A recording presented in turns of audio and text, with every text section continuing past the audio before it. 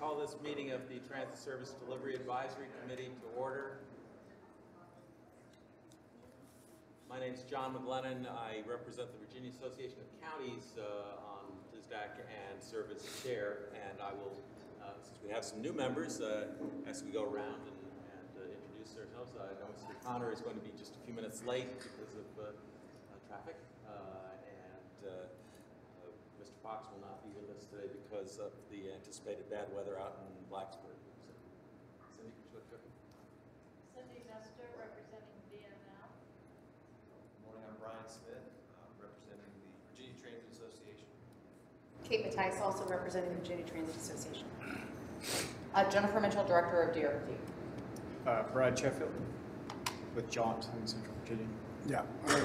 Jim Dyke, DRPT representative, appointee, I should say. And thank you all very much for accommodating my schedule today. We start a little bit earlier than we have sometimes so that we can get out of here at a time when I can actually meet my class at 2 o'clock this afternoon. So appreciate that very much. We'll go ahead and start with legislative charge. Chris Jones. I'm sorry, Chris Smith. Good morning, Mr. Chairman, members of the board. Welcome back to the newly reconstituted Transit Service Delivery Advisory Committee. As many of you know, on Saturday, the General Assembly adopted the conference reports of House Bill 1539, Senate Bill 856, which, among many things, including the Washington Metro and other things, include major reforms for the transit programs for funding and operating that this agency administers, that we'll be working with you all on in the months ahead. We'll get into some more details later about what that schedule looks like and what some of those timelines might be. On the back table, there's a copy of both this presentation as well as the formal conference report itself. Just feel free to use it as a reference guideline for some of the details. We're still working through a lot of it ourselves. This was done about noon on Saturday, but we're getting there on that. And I would just draw your attention to lines 52 through 76 of the conference report. What that is that's the statutory reauthorization of this body, and it explains what the legislative charge mandate is for TSDAC moving forward. Not at all dissimilar to what has been in the past, but it was important to be included and reauthorized in the omnibus transit bill passed the Assembly and is waiting the governor's signature. So with that, I want to focus on some of the high-level items in the legislation that are of particular importance to this body. First and foremost, what the bill did with the statewide transit account, statewide transit program, is restructured and streamlined it to create a formula-based allocation of our existing transit funds. So what you'll see on the slide before you are the formula percentages that will now be allocated by the board by percentage moving forward. Statewide operating funds will get 31%. Statewide capital, 12.5%. Significant item is that the General Assembly will now has now directed us to take Metro's operating and capital funds, 53.5% of the entire program, and put it into a newly created newly created WMATA account that we'll talk about a little bit later with some of the new revenues the agency is also getting. But in a lot of ways, it's a de facto block grant program for WMATA. 53.5% of the existing state funds will go into this WMATA account. It will then go to NBTC for distribution and some of the reforms and measures that we'll talk about a little bit later as well. And then the final 3% is our special projects fund for TDM studies and the likewise. One of the major issues we encountered this session was the authorization of CPR bonds for the Transit Capital Program. Those of you who worked with us quite a bit with the Revenue Advisory Board and others over the last 2 years remember that we are still hitting about a 40% program loss in 2 years when the current bonds sunset. Our original bill reauthorized those bonds for 5 years. The General Assembly told us loud and clear that there was not the debt capacity to do that. We went through some back and forth throughout the session. Ultimately, the bonds were not reauthorized and the 40% loss cliff is still facing us. However, there is a one-time authorization of $50 million for WMATA, match the federal PREA funds for WMATA, which will come in year 3. The next 2 years are already allocated. This will be year 3, and they'll line up right about the time PREA itself is expiring and due for federal reauthorization. Our transit capital prioritization program, again, with the work of the Revenue Advisory Board in this body, you'll recall that previous General Assemblies directed us to prioritize the transit capital program. That is now codified here in this conference report. By July 1 of next year, the CTB will have to have a prioritization program in place and being used for the 20 through 25 SIP moving forward. So do the math, July 1, 2019 is not too far from now. Welcome back. We'll look forward to working with you all quite a bit here in the months ahead. And there's some additional requirements that both the board and this body will need to do, namely being solicit input directly from transit agencies, regional authorities, local governments, and MPOs. And then in the more urban areas, the board itself will have to get direct input from their regional MPOs, and in the case of Northern Virginia, from MBTA. This body will advise DRPT on developing this process as we bring it to the board. And then, again, as I mentioned, the WMATA essentially being kind of a block grant program, WMATA has been pulled out of the prioritization process because it's also been pulled out of the statewide, well, not entirely pulled out of the statewide capital program, but it will have its own dedicated capital funds going to that agency. Two prioritization processes, state of good repair and major expansion. There were some conversations late in the session about focusing this primarily on the state of good repair program. That's 80% up of our capital funds anyway, or state of good repair. But both factors are still in the conference report as it stands today. The other big item for this group is going to be being readdressing the operating fund allocation. By 2020, our operating formula will entirely be based on service delivery factors. We'll work with this body, work with others to get input on that, allow an opportunity for public comment. But by the start of fiscal 20, service delivery factors will be the new way of distributing our operating formula. There is an enactment clause in the bill that allows us to continue the current process this body developed for the next fiscal year. So we've got about a year and a half to work on this, get it shored up, and move it forward. And again, with WMATA having its own operating funding now, the largest agency no longer is in the operating fund distribution process. There were significant levels of reform. The General Assembly approached us and asked us what kind of reforms could we work with and address for the overall transit programs as we continue to have the conversation on how to fill that capital gap that is still coming in the next couple of years. You all may have seen some of these manifest in budget amendments. Of course, the big news this weekend is that they didn't pass the budget. But what they did do was take some of the budget amendments that addressed transit reforms and put it into the conference. So we'll talk a little bit more about these today, but one of the requirements will be for transit agencies meeting this threshold of 50,000 or more people and 20+ bus fleets, we'll have to develop agency strategic plans. They'll ultimately be a condition of state funding. And then working with you all, working with this board moving forward, we'll have some conversations on how that aligns with your existing transit development plans and other items that might already be in place in terms of strategic planning the transit agencies already do. And I'll make one other note on this is too, there is a provision in the conference reports that certain transit agencies within areas between 1.5 and 2 million people are also required to work with their MPO on this process and develop within that a prioritization of transit projects meeting that nexus. So we're still doing a little bit of research on which particular transit agencies in Virginia fall into that nexus and discuss more of that moving forward as well. Here's a little bit more, and then the last one on this one. A little bit more of some of the guidelines. DRPT will work with this group and others on developing the guidelines and putting this forward. And these will be 5-year plans for the transit agents, those 20 transit, or those few transit agents you saw moving forward. Now for WMATA, and I'll kind of run through this pretty quickly so we can move on to the meat of some of the TSDAC conversations today. But the ultimate outcome of the conference negotiations was a dedicated $154 million a year in additional capital funding to WMATA. This is Virginia's share of $500 million. This is Virginia's share of what was discussed in the Ray LaHood study, what Governor McCullough put out in his budget in December, and the ultimate result of 2.5 months of negotiation between both chambers to get to this. And what this is a breakdown of the statewide and regional revenue sources to get to the $154 million Virginia authorized contribution. With that come caveats. Significant levels of reforms in the bill dealing with the size of the WMATA Board of Directors. That was a major finding of the LaHood study.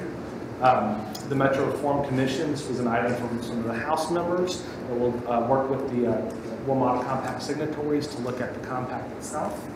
NBT oversight annual reporting. Some of the conditions of the distribution of these funds will require WMATA to report to NBTC before the Commonwealth can sign off on that money being handed over to the agency. And then some of the labor provisions that have always been an arguable point in Virginia as it relates to Maryland and DC. Other oversight at the statewide level. The CTB will have the authority to claw back some of the WMATA funding if WMATA's operating expenses exceed 3%. These were some of the reforms that some of the members insisted on to let some of the accountability here at the state level to help control some of WMATA's cost growth in these areas.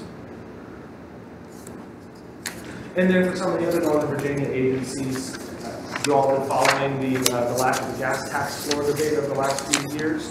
The gas tax floor legislation was also passed on Thursday. And then in this conference report, some of those monies collected in Northern Virginia are being directed to both VRE and in the balance in the PRTC jurisdictions to both VRE and PRTC. VRE, $15 million in dedicated funding, split formula between NBTC and PRT shared gas tax revenues, and then the balance of the gas tax revenues in PRTC jurisdictions to PRTC itself.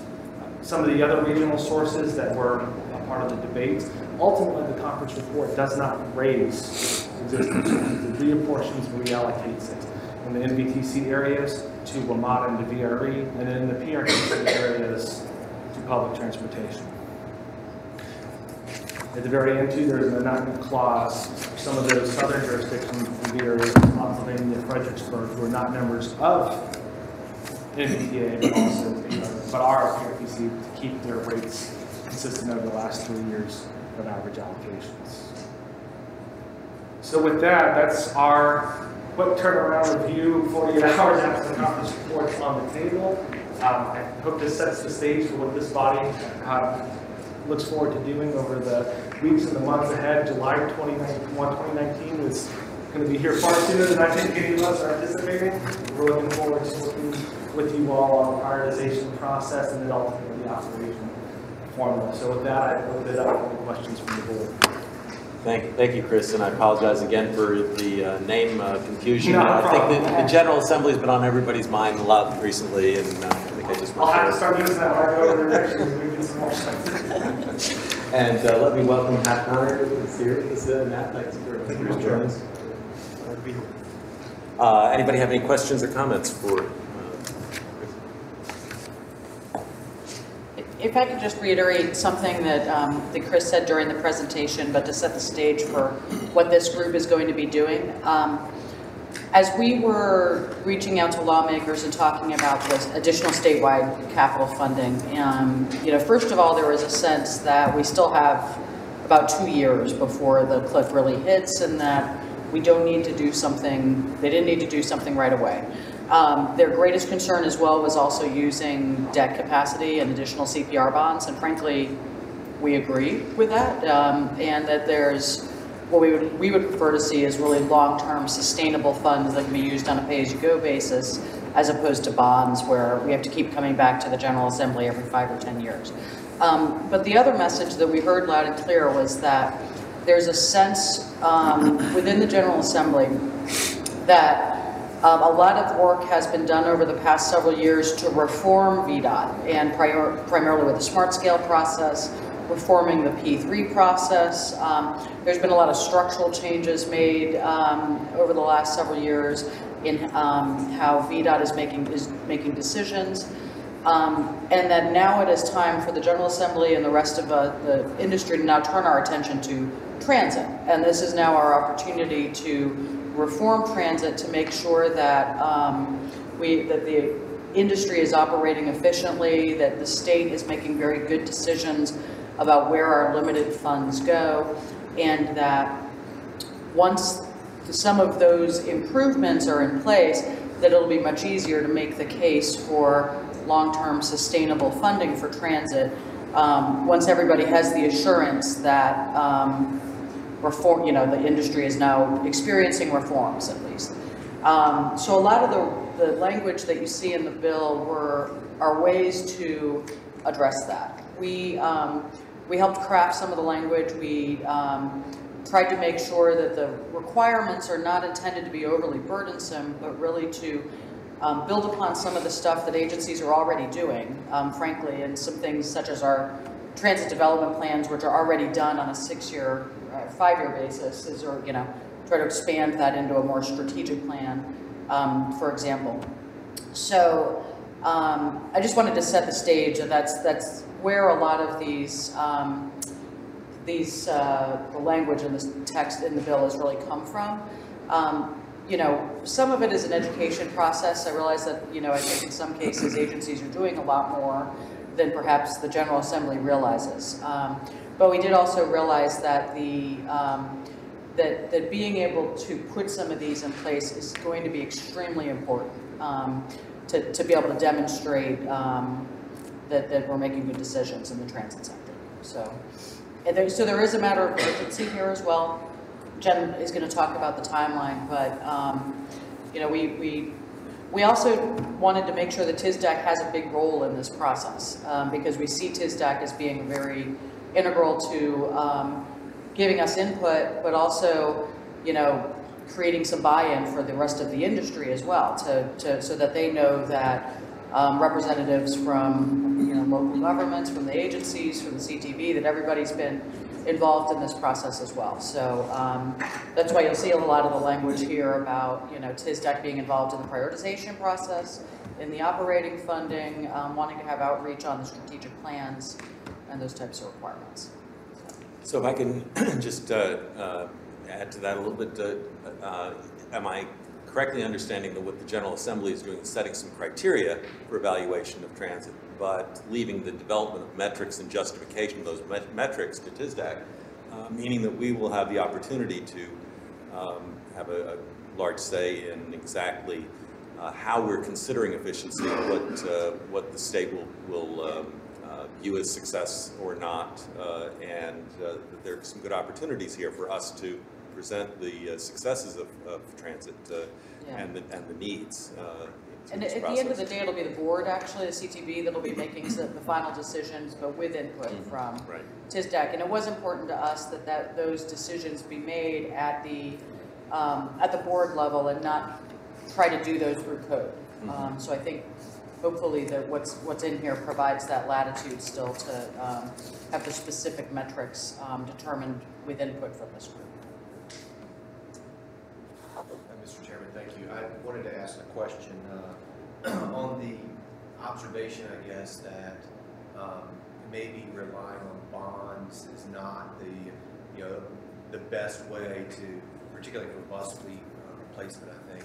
Did the language survive in the final bill that addressed this idea of a work group that maybe would look at, I think it was referred to as a master capital leasing or a leasing program or something like that? Is that work group provision still in place? And if it is, how would the work potentially of that group relate to the work of TSDAC? It is not in the conference report. That was in the Appropriations Act. Of course, the Appropriations Act has not been passed.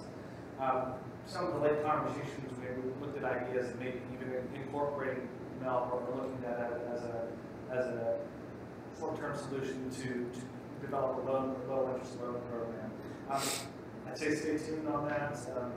This is a group that will be part of looking at that and investigating and should it survive the appropriation process.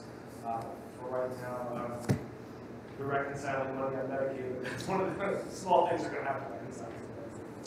And that was really something that came out of some of the appropriations staff, and I think it's a program that's utilized elsewhere in higher education and some other parts of state government. So there was a thought that perhaps that could be a means for providing some low-cost, short-term financing for capital equipment that could benefit the transit program. So I don't think it was necessarily a directive to go out and do this. It was really thought to be perhaps a helpful suggestion that it's worth looking into. So now, as Chris said, whether that survives in the final budget act, we'll have to see, but. Yeah, I just wanted to piggyback. You said it was a healthy suggestion, but from talking to some people, some of whom have names close to yours, I think that they really want to make sure that they come up with something, because I think the bonds are 20 years, and they're saying that the life cycle for buses, for example, is maybe like 12 or something, and that was really just not the most efficient way. And so I think it's going to be incumbent upon somebody to come up with some kind of alternative how we pay it, and higher ed does provide a good example for that. So I would suggest that to the extent we can address any of that, that we begin at least some discussion on it. Absolutely. If it is a helpful tool to have in the toolbox, then I think, we'd welcome it. So that may come back as part of the one thing that we did suggest to staff as they were crafting some of the language was that if they had originally suggested a different group to look at this, but we suggested that it be TSDAC because we already have a constituted group of people to do that. So it may be something that comes back and gets added to the charge of this group. So. Thank you, Mr. Smith. So I now get to pick up where Chris left off and start to outline a schedule or work plan for how we accomplish what's laid out in front of us. So the good news is when we finished working on the Revenue Advisory Board report last summer and early last fall, we really didn't stop working on these concepts at that time. You notice we've got Nate and Tom here. They continue to work with us since the Revenue Advisory Board was finished and kind of set the foundation for where we go from here with this reform package. So as Chris laid out, there's really 4 pieces that we're going to be working on over the next in the immediate 4 to 6 months, and then a little bit longer on the operating formula. That's project prioritization and program structure to be the second piece, strategic plans, and then the operating formula. So what I'm going to do is walk you through kind of a high-level preliminary schedule of how we think these items are going to start to lay out over the next several months. So right now it's March. Whoever had the idea of having a meeting on a Monday morning, right after the General Assembly session, right after the time changed, maybe it wasn't the best plan for a kickoff meeting, but these meetings, as Courtney can attest, have been a challenge to get on the calendar. So we felt like it was important to get a quick start, early start once the session was over, so we're having our kickoff meeting today. Talking about that legislative charge, the work plan. We want to go back and refresh our memories of where we left off with the Revenue Advisory Board, because we had built a pretty good foundation when we finished that work. And then we also want to talk about some of the work that our consultant team has done since we got together with you last on that methodology. One of the things that we heard from this group when we put together that I think we called it an illustrative framework, was we'd only tested it on a handful of projects. I think it's about 40 projects that we tested. But this group told us before we could do anything that we really needed to look at a more complete data set. So Tom's going to talk about that a little bit today. We're applying that to the FY18, the entire teacher program, to test that. So that gets us to April. Where we think we'll be in April is we'll be able to come back with a complete scored project set for fiscal year 18 using that Revenue Advisory Board methodology. We also left some gaps in terms of program structure, if you'll recall, and I'll go over them in a few minutes, but we made some recommendations to change the program structure along with prioritization, so we'll go into that in more detail next month. Also thought it was important to bring you a briefing on our Trans Am asset management system, which is something that DRPT has been developing with help from FTA. Timing is perfect because that's coming online just as we're starting to have this discussion about prioritization and asset management. That discussion will also include a discussion of the data needs that would be what kind of information we need to have to be able to do prioritization fully. As we start putting this together, Director Mitchell already mentioned VDOT, some of the reforms that they've been through, and they've very successfully branded their reforms. People know what smart scale is, they have an image in their mind of smart scale. Do we want to talk about branding this program or this package in a way that helps to tell the story of what we're working on? And finally, last thing that we plan to bring you next month is a discussion of project eligibility, what projects should be going through this capital program and how that process would work. Looking forward to May, at that point, Nate and his team will join the fund completely, and we would be in a position to bring scenario results for that FY18 data set to you. So for that particular data set, we have a 6-year program. We have that year prioritized using our existing tiers and funded using our existing tiers. And the concept would be that we would bring you a prioritized FY18 program. Yes, we're looking backwards, but we're going to do the what if. We prioritize that using the methodology that was outlined in the RAB report. What would happen? And where would there be a difference? That would give us the ability to also run some alternative funding scenarios and to look at some different match rates as well. In May, we also plan to bring you a briefing on our existing transit development plan requirements, talk about what's already in those plans, discuss some strategic plans and how those two items potentially fit together. As we talk about funding scenarios, we also are going to talk about match rates, and we anticipate really kicking off our initial outreach efforts about this package and have a CTV briefing in May. In June, we hope to be in a place where we're starting to pull pieces together and can start talking about, you know, what would a policy statement look like, what would guidance look like for project prioritization, and also for the strategic plans going forward. So really get into the meat of the policy itself and start talking about how that could come together for the CTV. So July through September, we're looking to finalize the CTV policy and program guidance for project prioritization, and that would also include program structure, and also to finalize the guidance for strategic plans as well. Just to kind of give you a frame of reference, for us to have prioritization in place by July 1st of 2019, funds that become available July 1st of 2019, we have to start working backwards. So for that 6-year program that takes effect July 1st of 2019, the application cycle opens December 1st of 2018. Backing that up, we have to do outreach, we do program application workshops, usually in October, November. So we need to be in a position where we have a policy and prioritization that's approved by the board no later than October of this year.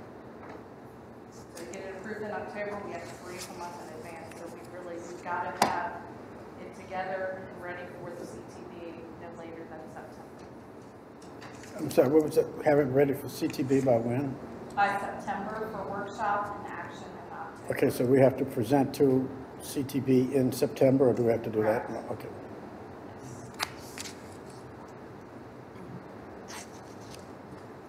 So October through November, again, that October is CTV policy approval. We would have our statewide workshops that we typically have in late October, early November to get folks ready for applications. And then I actually have on here December 1st falls on the Saturday, so our application cycle would actually open on December 1st. So we get 2 bonus days on weekends. So that would open our application cycle for FY20. Or that should be FY20. No, it is 20. You can tell it's Monday and I have 1 less hour this weekend. It is 20. So next steps fall and beyond. Once we get done with prioritization and strategic planning, which seems so simple on a slide like that, we have to shift our focus to the operating formula. And as Chris mentioned, we do have more time for the operating formula. There's also more language in there in terms of what we have to do and outreach and timing that we need to incorporate into the schedule that we didn't have when this presentation was put together. But we do anticipate this group continuing to meet through the fall and then through spring and summer of next year to get that operating formula in place as well. Yeah, what's the date that we have to have that? The date that we would have to, you said we start working on the spring, shooting toward having it done by when? For the operating formula? Operating formula. Yeah, I think the legislation, says July of 19 is when it has to be approved. So I think that's where that is. So we would pick up in the spring. We would pick up where we left off with prioritization and start working Thank you. Other questions on the schedule? Anyone have any questions? Just, I guess to reiterate that we do have a sense of urgency here. We have a lot of decisions that need to get made in the May to June timeframe. With that, we are going to do our best to bring you all everything you need in terms of information to make those decisions. I guess I would just encourage everybody though to remember there's a lot of details that'll go into the analysis, and some of those things will have to be decisions that are made that we then bring to you all for your review. But really, I think there's some very key policy decisions that we want input on from this group. In my opinion, that's match rates, what that state match rate should be.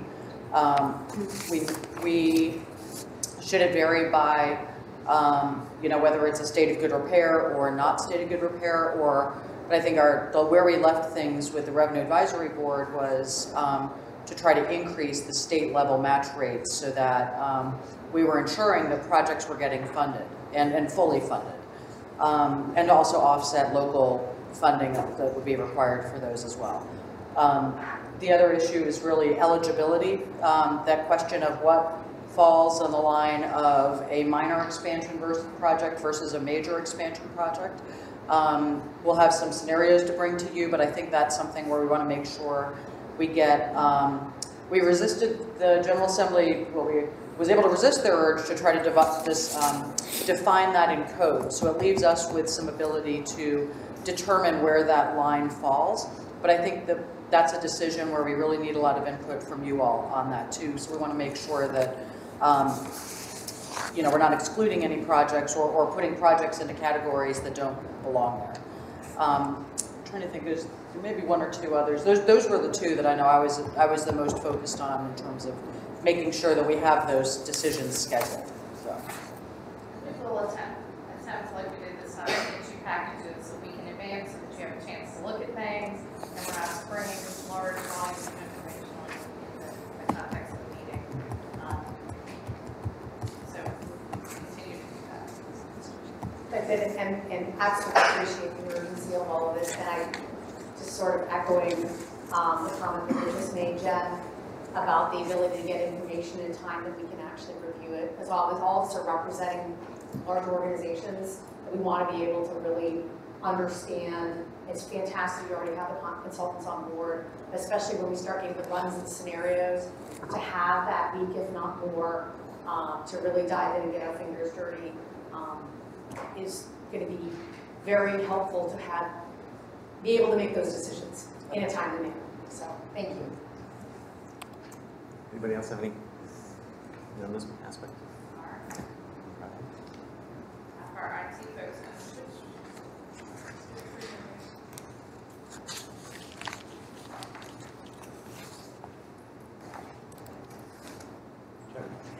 Is he gone? There he is. Okay. Magically, it's going to happen.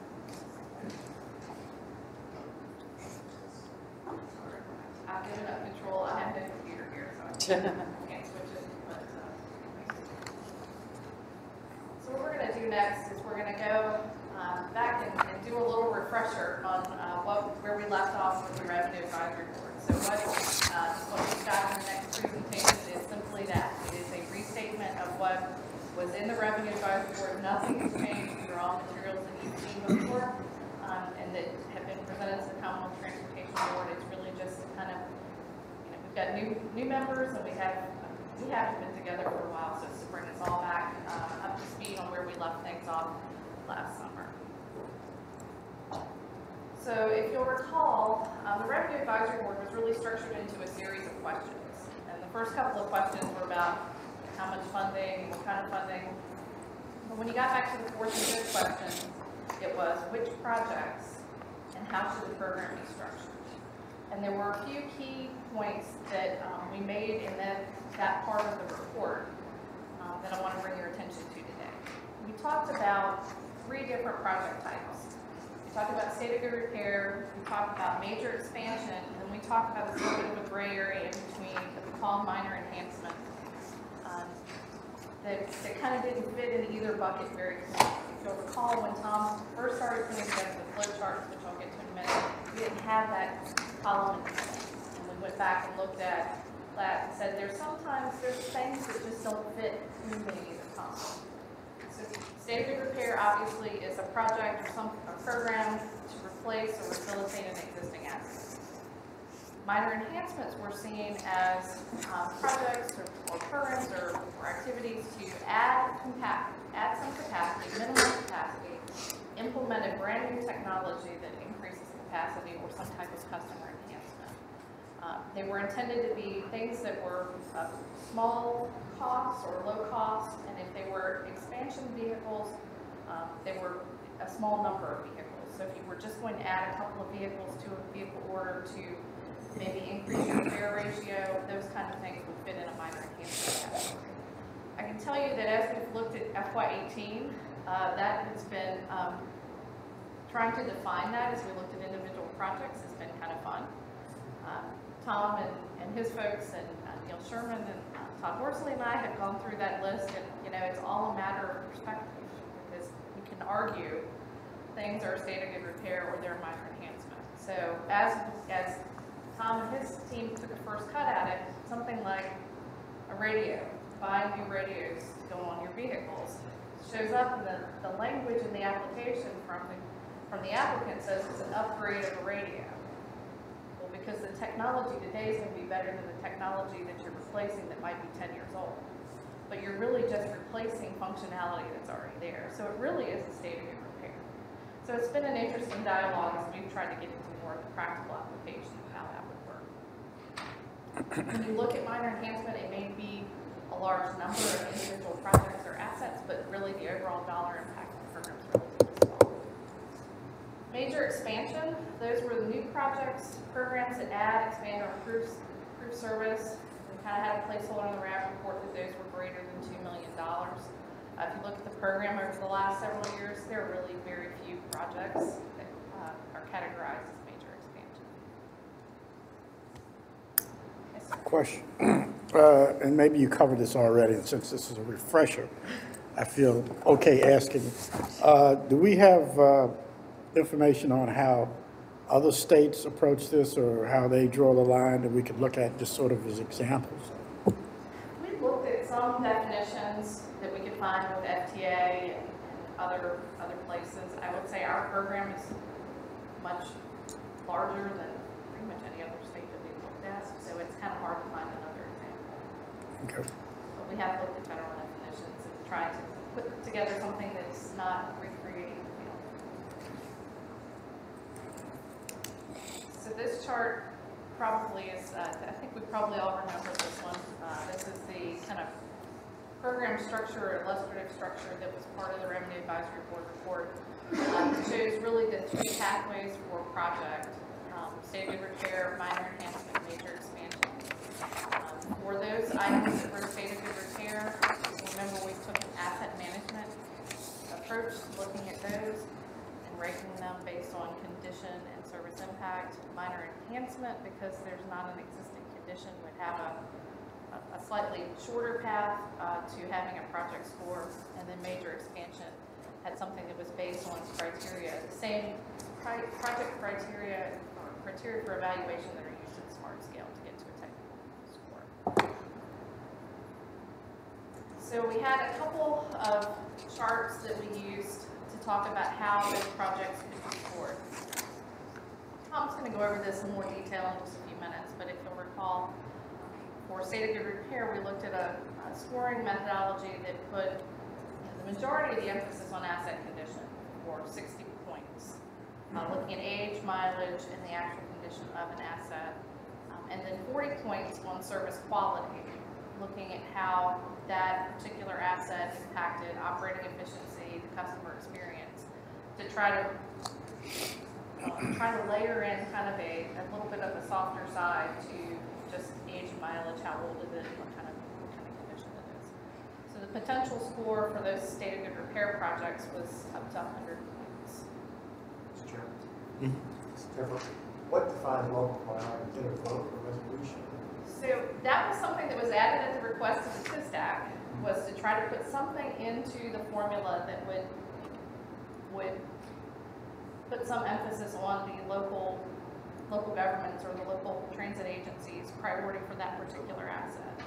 How that was to be handled or defined, we didn't get to that level of detail, but it was in here and it's shaded red because that was something that was added at the request of TSDAC. So that would be something potentially that could be covered by the 6-year plan for the strategic plan for the agencies that would have to be identified. That would be where those pieces start to come together. Right. So obviously for what we're doing for fiscal year 18 for the scenario that we're working on, we don't have local priority, but we do have a good data set for age, mileage, and asset condition. So for minor enhancement, those items that aren't necessarily replacing an existing asset, but are very small additions of capacity or functionality, those types of projects, the recommendation was to score them only on service quality impact, because again, you don't have that existing asset to score, so their potential benefit score would be up to 40 points. And we've talked about, for service quality, coming up with a methodology for rating on 4 different areas, each which would be valued at 10 points. You see the table up here, and again, Tom's going to go through this in more detail in a few minutes, but looking at, service frequency, reliability, operating efficiency, customer experience, and safety and security. What's on the screen and what we're doing right now with FY18 is very qualitative. It's certainly not something that we're going to have a lot of data on. Ideally, as we go through time, we would get to something that's more quantitative, that we can measure these items based on, but it's not something that we would have a ready data set for, and that was actually pointed out in the RAD report. For expansion projects, if you'll recall, the Revenue Advisory Board legislation directed the RAB, working with the TSDAC, to look at the same 6 criteria areas of smart scale. It didn't necessarily mean make it the same as smart scale, but at least the factor areas for measures needed to be the same as smart scale. So that's congestion mitigation, economic development, accessibility, safety, environmental quality, and land use. And some of the measures that we talked about were things that might have a connection to smart scale, but were more focused on transit. And the types of measures that we would have better data for transit, that we would be looking at a transit-only project set. We did not do a significant amount of work on the expansion projects piece going into the Revenue Advisory Board. We did test out some of the criteria on projects that had been funded through Smart Scale. And as you'll see in a few minutes, the number of actual expansion projects in the 18 program is very small. It's maybe 6 or 7. So when we got through talking about how prioritization would work, the next thing that we spent a lot of time talking about in the next section of the Revenue Advisory Board report was really talking about program structure. And as the program would move towards this more project level prioritization, we need to take a different look at the program. And so along with the illustrative prioritization process, we also put together an illustrative program structure that would kind of change the way we look at things from a funding perspective. So the process that was outlined assumed a split of funding between state of good repair and expansion. I'm going to show you a graphic in a minute that'll walk through this. But we had a lot of data from Nate and his team talking about how much of the program really is state of good repair. And it's in the 70–80% plus range on a pretty recurring basis. So it's a state of good repair program. So is there a need to establish a minimum funding level for state of good repair that would be the focus of the program before we would look at doing any kind of major expansion? We talked about minor enhancements being prioritized separately from state of good repair, but actually included with the funding for state of good repair, because they're, again, in terms of impact, very small amount of money, but can have a significant impact on the overall program. We also talked about a process by which the Commonwealth Transportation Board can move funding from expansion to state of good repair and minor enhancement to address peaks in demand for the program. We talked about how the program itself is kind of lumpy. It has peaks and valleys, and so the board needs to have the ability to kind of move money around to help address that, particularly to meet state of good repair needs. But we also said state of good repair funds should not move to increase funding for expansion instead of meeting those state of good repair needs. So there was the picture that Kenny came out. There were all kinds of percentages and things that were on here at the time, but this comes right out of the Revenue Advisory Board report, trying to illustrate in the table form what I just walked through. Big green arrow says we can move money from, under this illustrative structure, we can move money at the board's discretion from expansion to state of good repair, but not back the other way, recognizing that the program itself is focused on state of good repair. We also talked about, and it's the very bottom bar in this table, we started talking about this concept that Director Mitchell said a few minutes ago about what should the state match rate be.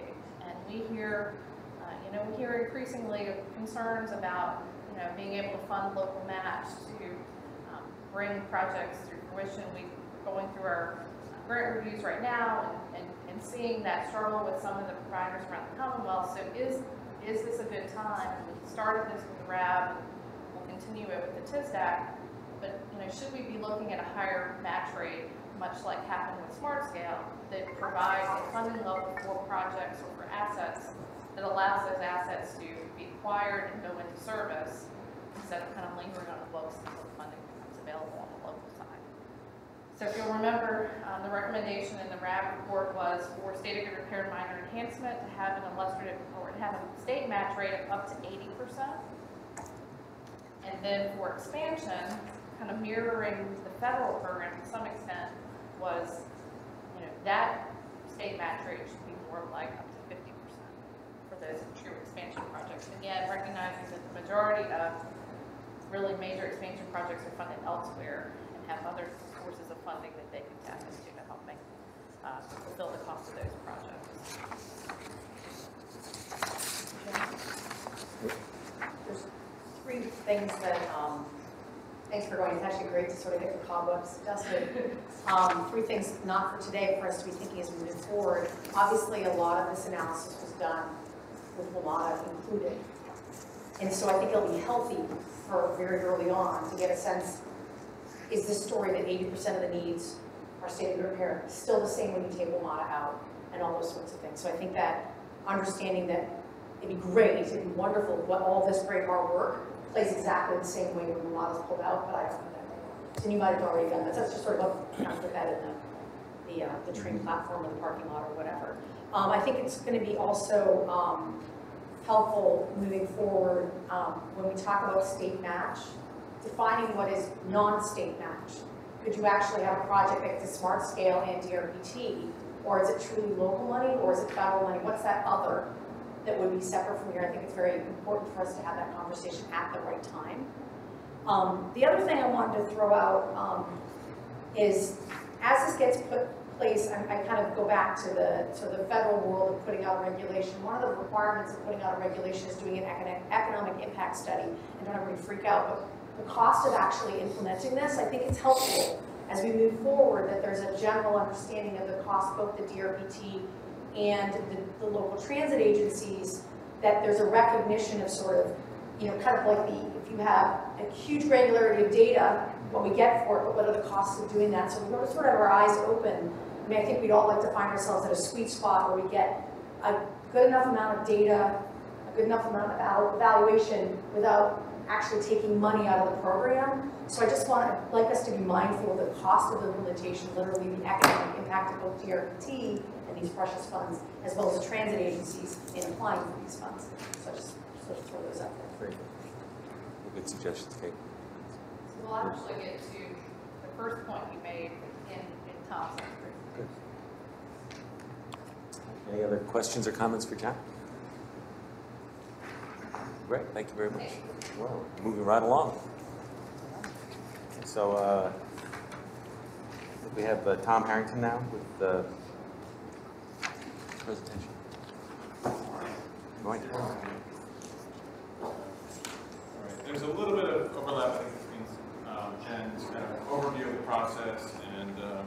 But I'll get into some of the more details about what we're trying to do this year. As you may recall, last time we did develop a process working with you and to lay that out. We did provide some examples of how scoring would work for a few projects. This time we're going to tackle an entire year's worth of requests just to see how that would look. So I'll touch again on the process, but then I'll talk a little more about applying this process to the FY18 capital program requests.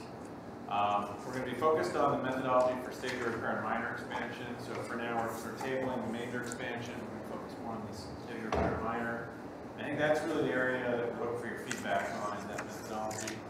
And then we'll talk about some of the process issues, some of which I think are going to keep in mind. We're not going to solve them all today, but more over the next few months that we're going to come back to. And I think Jen did a nice job laying out the schedule for the next few months. And I'll give you the overview of this again, but so to give you the kind of the whole process, today we're really just going to focus, like I said, on the stage repair and the minor expansion piece of that, and sort of how we get to ultimately scores for each project, and in effect that stage repair ranking, the minor expansion ranking. But then when we get into funding scenarios, that's when you get into funding allocation, all that. But the starting point is trying to evaluate capital projects so that we can get to that ranking. And then Jen also covered the sort of different projects, the three major project types. And here, kind of highlight a point she made, which is, as we've talked through stage repair projects, it may not be a specific asset that we're replacing that we have today. It may be a little broader term in terms of we're replacing a function we have today. So it may be that, you know, the radio we bought 5 years ago, the security system we bought 5 years ago, we have something that's better now that we can replace it with. And I think that's that gray area we're trying to look at here, not get totally hung up on replacing one for one when we talk about a replacement project. And then, you know, again, the minor expansion being that kind of gray area. Again, I think when we talk about minor expansion, you know, I think the issue there was also a little bit of convenience, was that we didn't want to spend a lot of time pushing projects into that major expansion category that require a lot of analysis for things that were typically small dollar items that were fairly straightforward to score. So I think let's keep that in mind as we look at the minor expansion also. And leave it to Vita to pop up in the middle of our presentation. Thanks. So just as important as what's being scored is probably those items that are not scored, or they're in the typical capital program. And so, you know, right off the bat, those projects that don't have state funding, that aren't really coming from the same pool of resources, kind of putting aside, they are listed obviously in the 6-year program, but we're not going to be ranking them for our purpose. And then WMATA we've already talked about is clearly in the legislation we're pulling out. The VRE track lease payment, as we feel like, it's kind of a special category also. It's not really a project per se, and it's an obligation of sorts. So for our purposes, we were putting that to the side also. Then there's a lot of projects where if you read the description, you're like, well, what's the project here? Because we see debt service, we do see things like lease payments on vehicles, we see project management, which is just kind of an amorphous title. But generally, if you read the description, you get to, there's an underlying asset or project here. And so wherever possible, the goal is to rate them based on what it is you're trying to fund. I think that's kind of our underlying principle as we went through the program. To give you a feel for that FY18 program, and we have it here both in terms of the number of application line items and then the funding levels. So these are major, minor, and state of repair, kind of those major categories. So as mentioned, we only had 8 major projects, and I think, in fact, one of those I think was pulled because of the track lease payment. So it's really 7 that we're actually going to be talking about. And then we've got minor expansion being 63 and state of good repair 131. So that's 202 total. There actually were quite a few projects listed that really were those 5310 non-state capital fund projects. So if you actually looked at all the line items, we started with 270, we got down to about 200 line items that we're going to be rating. But if you look at it in terms of dollars, you know, a point we made last year is that those minor expansion, while, you know, it's like almost a third of the items that we're looking at for minor, it's only 5% of the dollar requests that we're talking about. So again, for efficiency's sake, we didn't want to spend a lot of time evaluating projects that really were a small dollar value, even if they were quite a few of them that we have to rate. The major expansion being 63 million, state repair being 73 million. So that bucket's about 144 million. Now, if we looked at everything with WMATA included, we're up about 100 million more, about 240 million or so. So that pulling WMATA out is definitely a significant piece of that FY18 program. But we're focused on the non-WMATA piece, as we mentioned.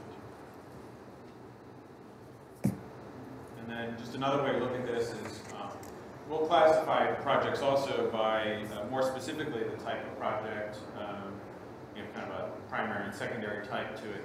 But again, just to give you a feel for what's in there. You know, again, this is by number of items. Majority, the largest percentage, I should say, is vehicles. You know, replacing vehicles or some expansion of vehicles with 37%. Quite a few technology projects. That's the next bigger item there, 17% for things related to operations. And those might be scheduling software, you know, it could be ADP timesheet type sort of program and things. So some of the things that make the trend system work better. We also have kind of evenly distributed there. We have some admin and maintenance facilities. And we have bus shelters and customer facilities, transit stations, and then maintenance equipment and parts. You know, those are all fairly even there. And then a smaller number of technology admin type projects, so computer software and hardware that's used sort of in the back office. And just to kind of break this down a little bit more here, those bigger repair projects, we have a whole range of things, but we kind of group them into these bigger categories so you get a feel for, you know, we have a variety of different types of vehicles being replaced in terms of different size buses. We have a lot of smaller vans, body on chassis being very typical for smaller operators. And we have ones that are in revenue service. We also have support vehicles that are used by the agencies. So that's what you see in that vehicle category. Under admin and maintenance facilities, you know, we have a whole range of things, but really often it's either kind of rehab of an existing facility, or you'll see a construction of some new facility, and it could be a maintenance building, a bus garage, it could be you know, something rail related. So we got a whole range of different types of facilities you'll see in the program. On the bus shelters and facilities, we also have a number of lines for bus shelter replacements. We have some that are bus shelter expansion, where we're adding bus shelters. We have signage and branding as separate line items that some of the agencies are asking and requesting funds for. And under maintenance equipment, there are a few line items for engine replacement, sort of midlife rebuilds that some operators do. Various parts and shop equipment are common under that category. And then under the technology banner, we have some things related to fare payment systems, fare box. Under safety and security, typical items will be either cameras on the buses or lighting type improvements around facilities. And then a range of software and hardware, whether it be, as I said, sort of payroll administrative, or it could be more scheduling and real-time information being common under that category. And then the minor enhancement, I think the difference here, you see a lot of the same things you saw in state repair, but again, these are newer enhancements. So on the vehicle side, we're talking about expansion, or on the bus shelter, this would be new bus shelters.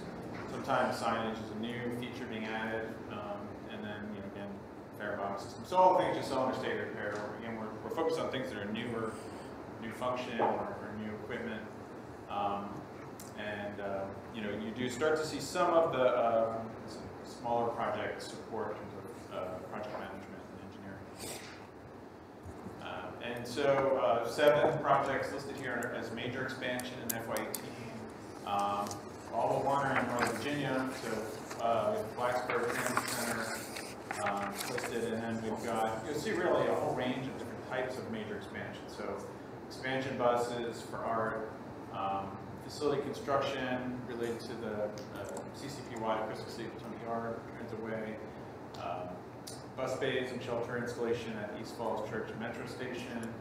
And we have 2 parking facilities on the Silver Line at Innovation and Herman stations, and then project management support for the Route 1 DRPT. So that gives you kind of a range of things that may fall under that major expansion category.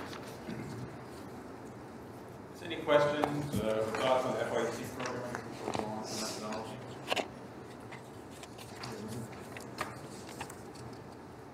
Great. Okay. So again, Jen touched on from last year's report our methodology, and I'll get into a little more of the detail on this.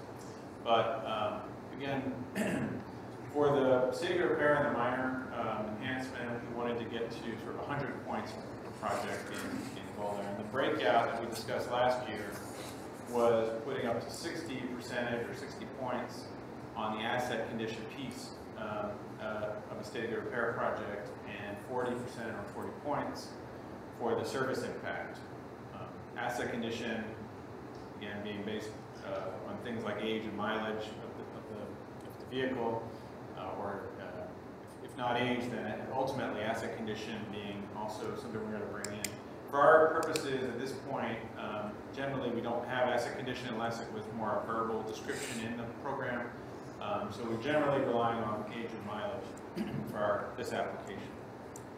And then we've talked about, we'll spend more time looking at those 4 criteria under service impact and how we might score those. But ultimately you get to a technical score under this state repair type projects of up to 100 points.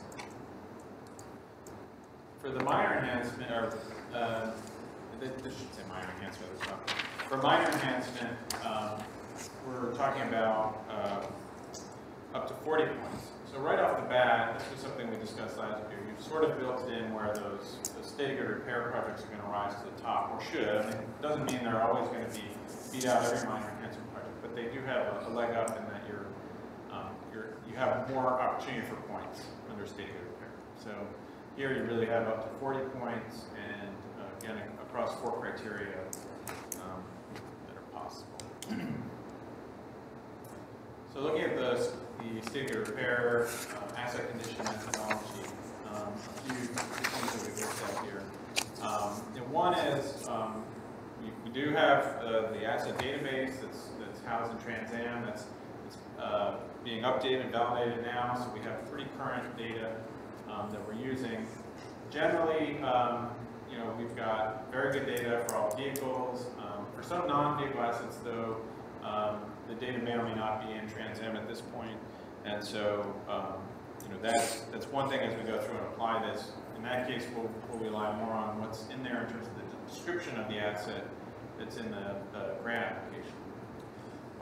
In a typical application, vehicle requests are often lumped together, meaning we want 10 buses, we want 10 vans.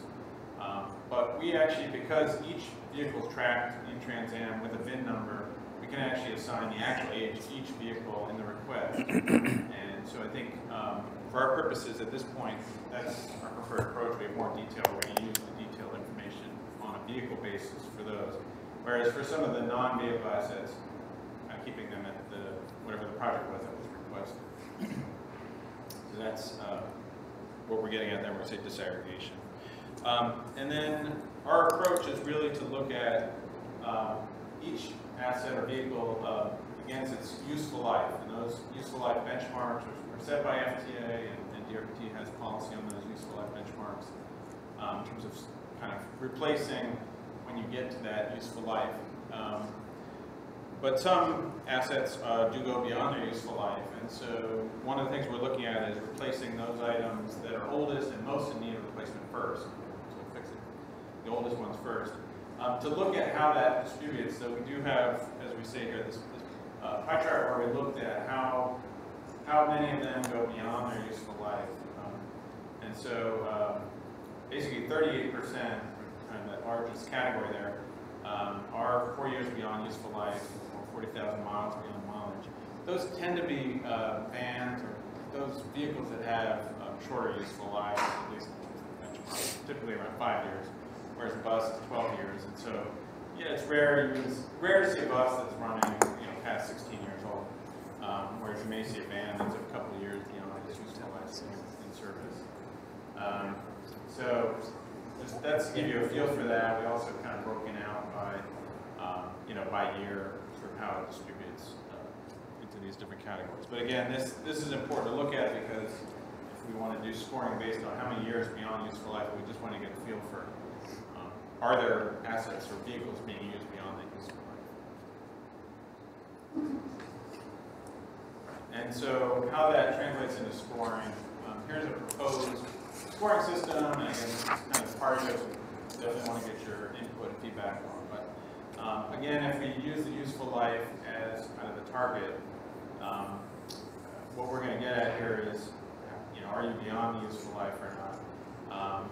And so what's proposed, and I think last time we spent a little time looking at the FTA rating system, which is on a 1 to 5 scale, 5 being new, 1 being worn out, needs to be replaced immediately, and 2.5 kind of being right in the middle. It's something that is at its useful life.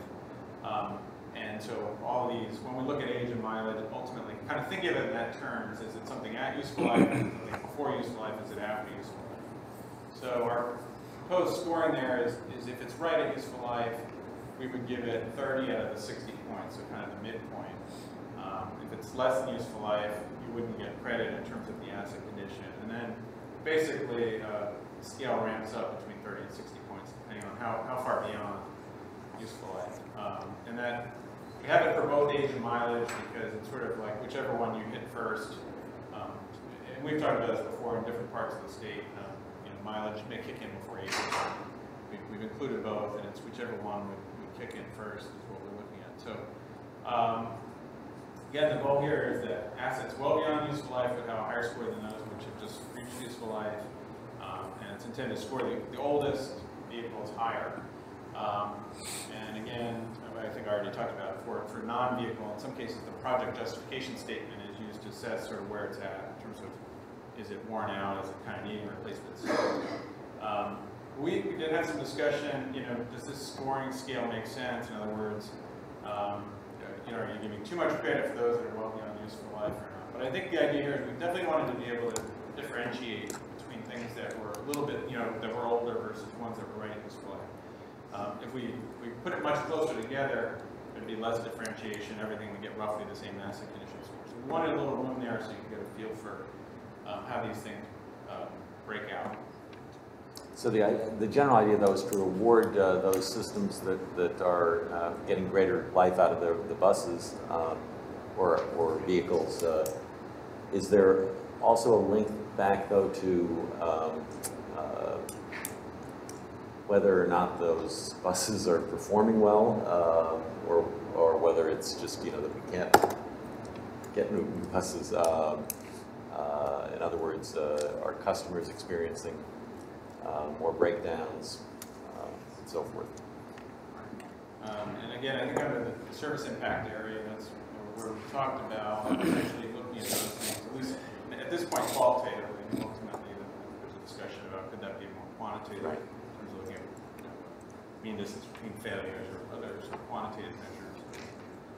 But at this point it is based, the asset condition piece of it is based strictly on age, mileage, and condition. Right.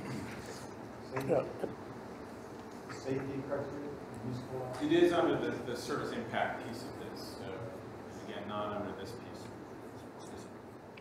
Yeah, I had a question. This may be more for Jennifer. Just from a logistical, operational perspective, when we talk about this thing about lifetime of buses and funding and all that sort of thing, would it be helpful if we had maybe Robert and Ann and Jason and April to come talk to us a little bit so we can get the bit, because I know they've been thinking about this and looking at it, and to the extent we can get their input as we develop this, and whatever recommendation we come up with, I think to the extent they understand how we got there, that might be helpful to us in moving us along. It's just a thought. I didn't know if there'd been dialogue with them or not on this. Yeah, absolutely. And Jim's referring to the appropriations and Senate finance staff, and I think absolutely to get them, to brief them on this. I know last year, they did tend to follow some of the Revenue Advisory Board meetings. I'm not surprised to not see them here today, but given that they've been a little busy. Yeah. But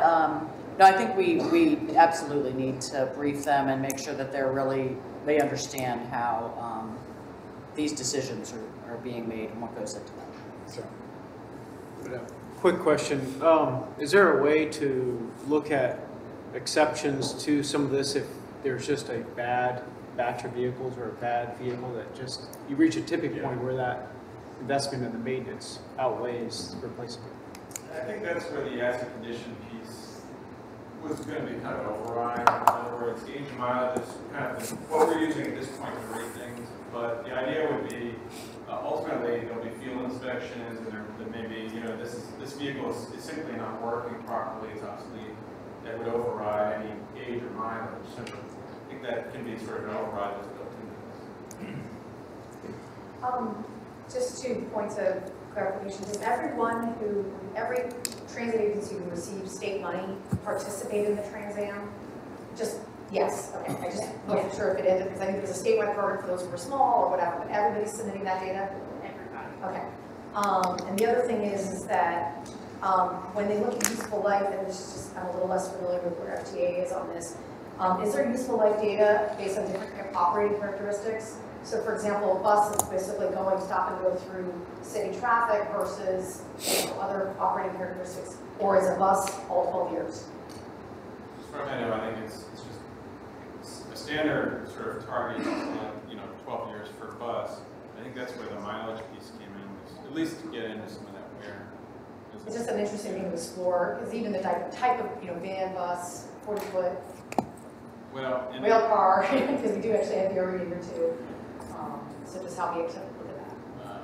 Yeah, well, I think one also thing that's been discussed is what about agencies that do a midlife rehab overhaul versus ones that don't? I mean, that could very much change the life of the bus if you in fact replace the engine. But as far as I know, that there's still that standard target, that FT has regardless of the maintenance practice. Any other questions? Generally, scoring makes sense at least at this point. And I think one thing I think we talked about is today we're talking through methodology approach, feedback. This is what we'll go ahead and apply. Of course, the next meeting you'll get a chance to see how this affects results, and then obviously sometimes it's a little easier when you see the result. Get at whether this makes sense or not. And then on the service impact, again, we touched on the 4 criteria that we laid out. The first one being more about frequency and reliability. So really tied to service delivery, how well we can, whether this capital improvement will help with the speed, frequency, the reliability of the service that we put out. And so things like preventing breakdowns, can help in this criteria area. Operating efficiency is really looking for, by investing in the capital side, you sort of allow us, you can provide more cost-effective provision of service. Service accessibility and customer experience really pick up on a number of improvements, investments that will help the customer directly, things like bus shelters, signage, and getting to transit. All those things can help more directly in that criteria area. And then safety and security, which is fairly straightforward, but again, some of these are more preventive, and you can improve safety through maintenance, but then other things are more directly safety and security related, things like cameras and lighting. There is what's separate handout on the table. Probably a lot easier to read than this slide. But again, what we're proposing as part of this application is basically to score projects based on strategic alignment. So we have the 4 criteria. We have projects into those categories, primary and secondary, that I had mentioned up front as we looked at the capital program. And then the idea here is how are these strategically aligned with each of the 4 criteria? And so I'll kind of give you some examples here. But again, the notion being you would get the most points possible if you're highly aligned, middle if you're medium, and sort of something if you're low, and it's possible to have 0 here.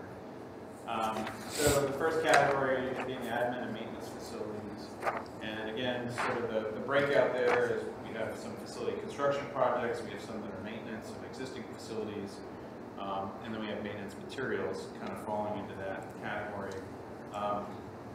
And so we've got some of these where, medium to high impact on efficiency. Generally, we're trying to give medium to high on a lot of maintenance-related things. So the notion being that when everything's properly maintained, we're going to improve our operating efficiency.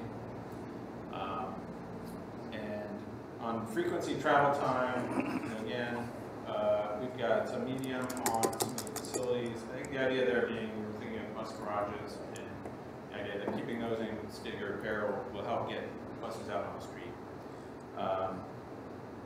Accessibility or customer experience, again, these things don't have an impact on that. Everything is related. It's more where is this most aligned, so that's why that was in the low category. And then safety and security, medium in the sense, again, of a well-functioning vehicles and equipment and so forth can help with our safety. So we could probably debate all 4 of these and go through. I'm trying to give you a little sense of the rationale here in terms of alignment as we go through. On the bus shelter and customer facility area, we have it broken down into some are replacement or maintenance or parts for shelters, some are new installations of bus shelter. You see in that sense, we have kind of our state repair and our minor events mixed together here, but we did sort of score them separately. And then transit centers and stations, and then wayfinding and signage being another part of that. Again, for a lot of these, you see the largest scores on the customer experience.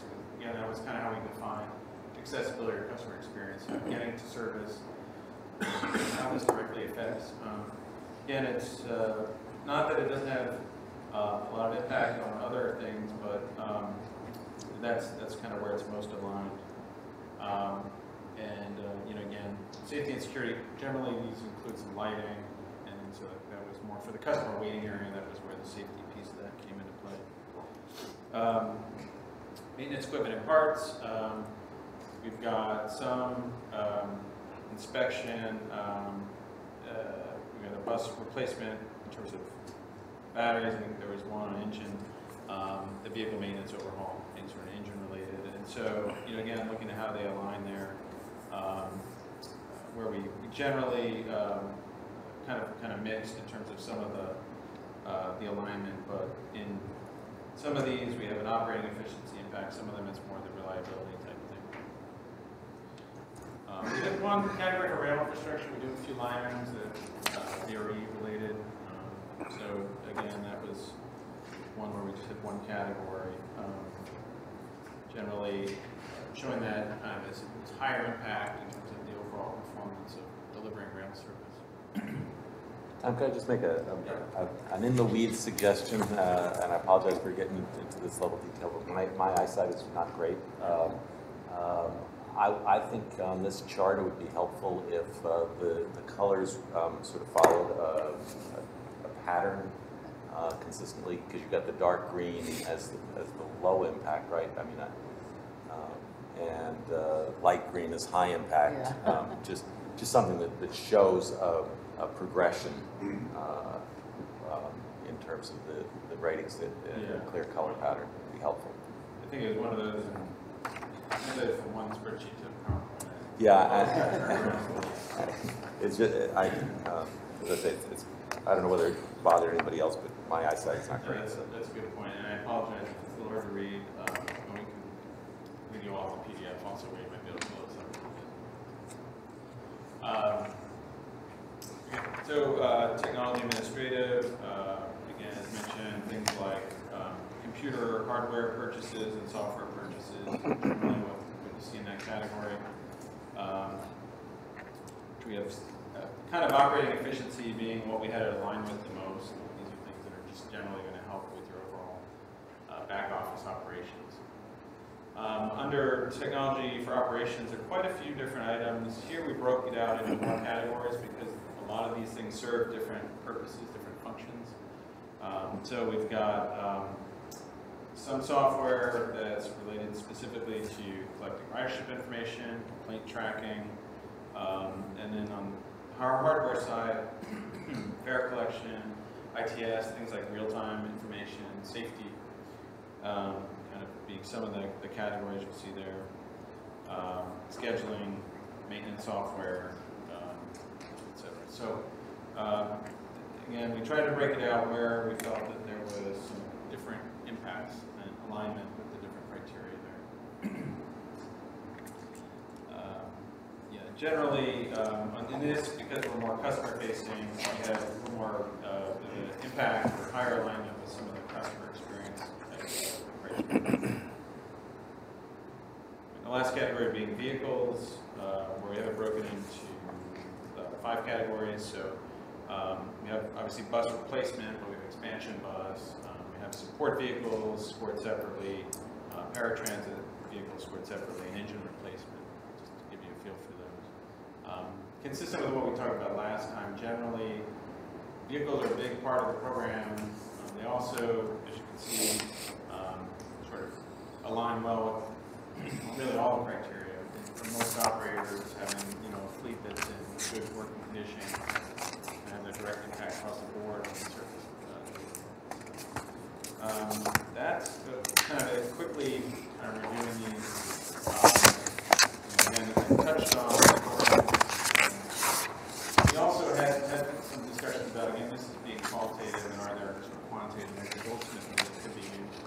And I think one of the challenges on that is that while there's pretty good data at the agency level across the world to reflect on things like mean distance between failures and spare ratio that you have in your fleet, on-time performance, get all that, tying that back to a specific asset is where it gets more challenging. This is an area that there's a lot of research right now at the federal level. They realize this is kind of, well, there's been a lot of focus on asset condition and state of repair. The service impact piece of it is the area that there's not a lot of literature right now. And so a number of TRD research efforts underway right now to get it, sort of quantifying some of these, or what are the most appropriate measures. And I think that the hard part, the leap, is getting from sort of getting to data that can be tied directly to investment in one particular asset. So the one thing about the qualitative one is it does allow for, again, I think that project description, project justification statement then becomes that much more important. And again, one of the process issues we're going to look at is what information is needed to apply for funding, and do we have all the information we need to score a project.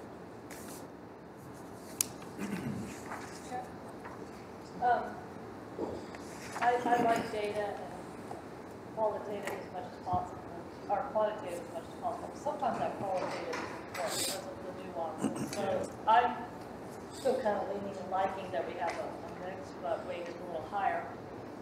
Do you have you evolved now that you've sort of tested this? What is medium impact, high impact, low impact? We would have to be able to define that and have some consistency for. Yeah, and well, you mean in terms of scoring? Or? Well, I see the scoring assigns to it, but what is high impact? Do we have a definition of that? Just the text definitions that were in the RAB report. But you're right in terms of thresholds and things. I think you're right. And one of those next step process issues is defining that a little more clearly. I think one of the things we talked through is what we do for this particular application for FY18 versus what we'll be able to do when we implement this process, because we'll be able to ask for information on the grant application.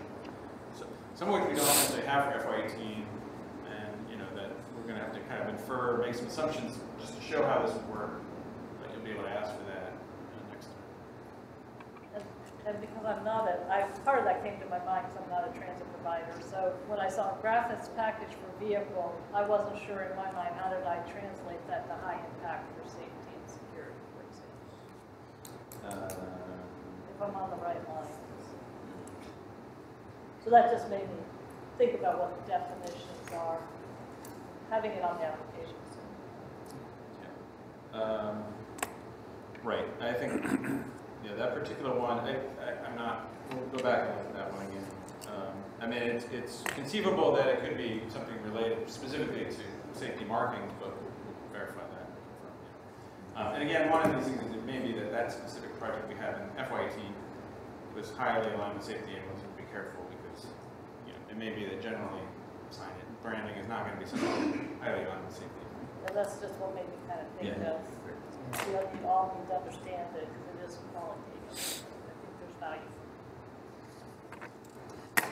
And this is where we do get into the question of, it's, there's only so much data that really, quantitative data that transit agencies even have available to provide to us. So we will have to rely on some qualitative assessments and in trying to make some distinctions here between this. And as Tom mentioned, these are very, somewhat subjective things, but this is also the opportunity to inject that kind of assessment into the review process, in addition to the more quantitative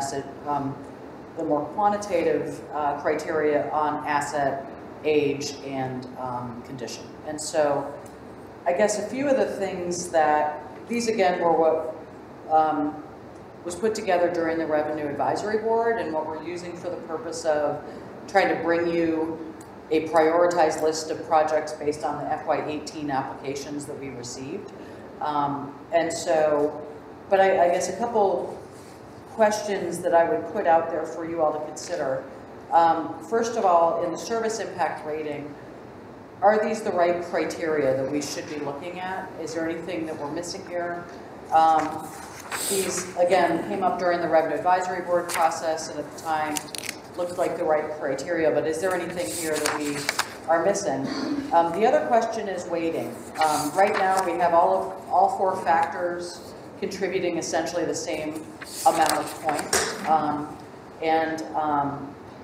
Is there some value in having some weighting on these? And this may be because of the subjectivity of these ratings that trying to get into weighting them, this criteria 5% more than that criteria, when these are all at the end of the day application-based and subjective information anyway, maybe overkill, but it's just another thing to consider as well. As if you think that it would be overkill to try to weight these, and I think that'd be helpful to hear back from you all as well. That point, Chair, if I could kind of make you think back to what Kate said about let's make sure we're not overburdening the administration so that it costs us more to actually apply the score. And so trying to make qualitative count, not subjective, not worth it, I don't think, and I'm not sure adding another layer of analysis. But it'd be worth, once we see it applied to 18, kind of get a gut check. Would that work or not? Yeah. Right now, the description and justification parts of the grant application we get very different levels of information as we go through these. Sometimes it's pretty specific, sometimes it's a little more general, or the justification might be project history as opposed to actually what it's going to do. So, I think you could see crafting a grant that included lines for these four criteria. Tell me how this will affect operating efficiency. Tell me how it will affect, safety and security. And I think then you may get more specific information to be able to rate the actual request based on. One thing, we're kind of just getting out of the gate here. One thing that kind of has come to my mind, and maybe because of the title of the slide here, and from what I understand, what we've done here is we've taken actual FY18 applications and kind of laid them out this way and kind of looked at how they might score for each of the criteria. But we talk about the subjectivity that's kind of embedded in this too. So where it says proposed ratings by project type, one thing just to throw out there, I guess, is, is it possible to have, these preset categories, basically? I mean, the transit world, there's only so many project types that you could possibly have. I mean, there could be a long list, but, once you really start getting into it, even today we have the three tiers, basically. We just kind of get these three big buckets that all projects go into. You could potentially have, all your various project types and you can kind of deal with the subjectivity question and how these different project types should be scored on the front end, so that when applicants are making applications, they know, okay, this is what these projects are going to score because this is the project type that it is. So, just a thought. Sure, if I could, sort of, the other side of it that I was thinking is how do you package projects? So that's sort of the other thing is that if you're going to be doing, you know, replacement buses, well, you're going to get replacement buses, are you also doing grant that's replacement buses with this special fair technology that the packaging of projects, they become very separate. And I think it's just something to talk about, sort of how's the packaging of projects on that. So I think that that is something we want to explore. How do people apply for the money? I bring in too, I guess, you know, if we lay the service impact ratings aside, you know, it's just starting with the asset condition, mileage, age, you know, because I think once you venture into the service impacts, which are very important, you know, that's when you kind of can open up the Pandora's box where it gets a lot more complicated. You do introduce that subjectivity. To the degree that we can address that, I think up front in the overall structure of the program and the applications, clear definitions, and all of that will go a long way. But can I just, because I wonder, at the end of the day, you know, a bus that has 800,000 miles on it, which we have a few of those in Hampton Roads, you know, a bus with, you know, however many miles, like 800,000 miles, you know, 12 years old in Hampton Roads or in Fairfax or in Blacksburg, you know, a bus is a bus, you know, and at the end of the day, in many respects, and, you know, those, you know, in each case on age and mileage, you know, those buses will be due for replacement. So why would perhaps one bus merit replacement more than another in one jurisdiction or another? The only place you could look for that then would be, I guess, in looking at surface impacts. But, you know, these impacts mean different things in different communities. So I just, you know, kind of coming back to the predictability of the program, and we talked a lot about that as well in previous meetings. That's really important for our capital planning and our, you know, the predictability of the processes and the objectivity and clear definitions and objectivity of the program. So I definitely, you know, I think there's a way to, you know, explore perhaps, you know, definitely factoring in these service impacts, but you can deal with the subjectivity in an objective way as well. I'm wondering, to Brian's point, when we see the data in April for applying this to 18, is there a way to say, okay, if we were only doing the asset condition, 60 points, this is how they ranked, and then when you applied the service categories, did it shift it, or it actually just kind of stayed the same, or it might change that we put 70 points instead of 60? But if we could see that, it might be interesting to see if it really changed it. One more item, I guess, on the, so I think it's helpful to see the shape, I guess, of I'm looking at slide 8, the different types of projects. I'm wondering, like with vehicles, the 37% of all applications, you know, what dollar amounts are associated with these as well. I'm really going back, I guess, with a concern towards bus replacement. And, you know, the goal of being able to achieve and maintain a state of good repair on bus, and just how much does ongoing fleet replacement represent of the total program? And, you know, is it something that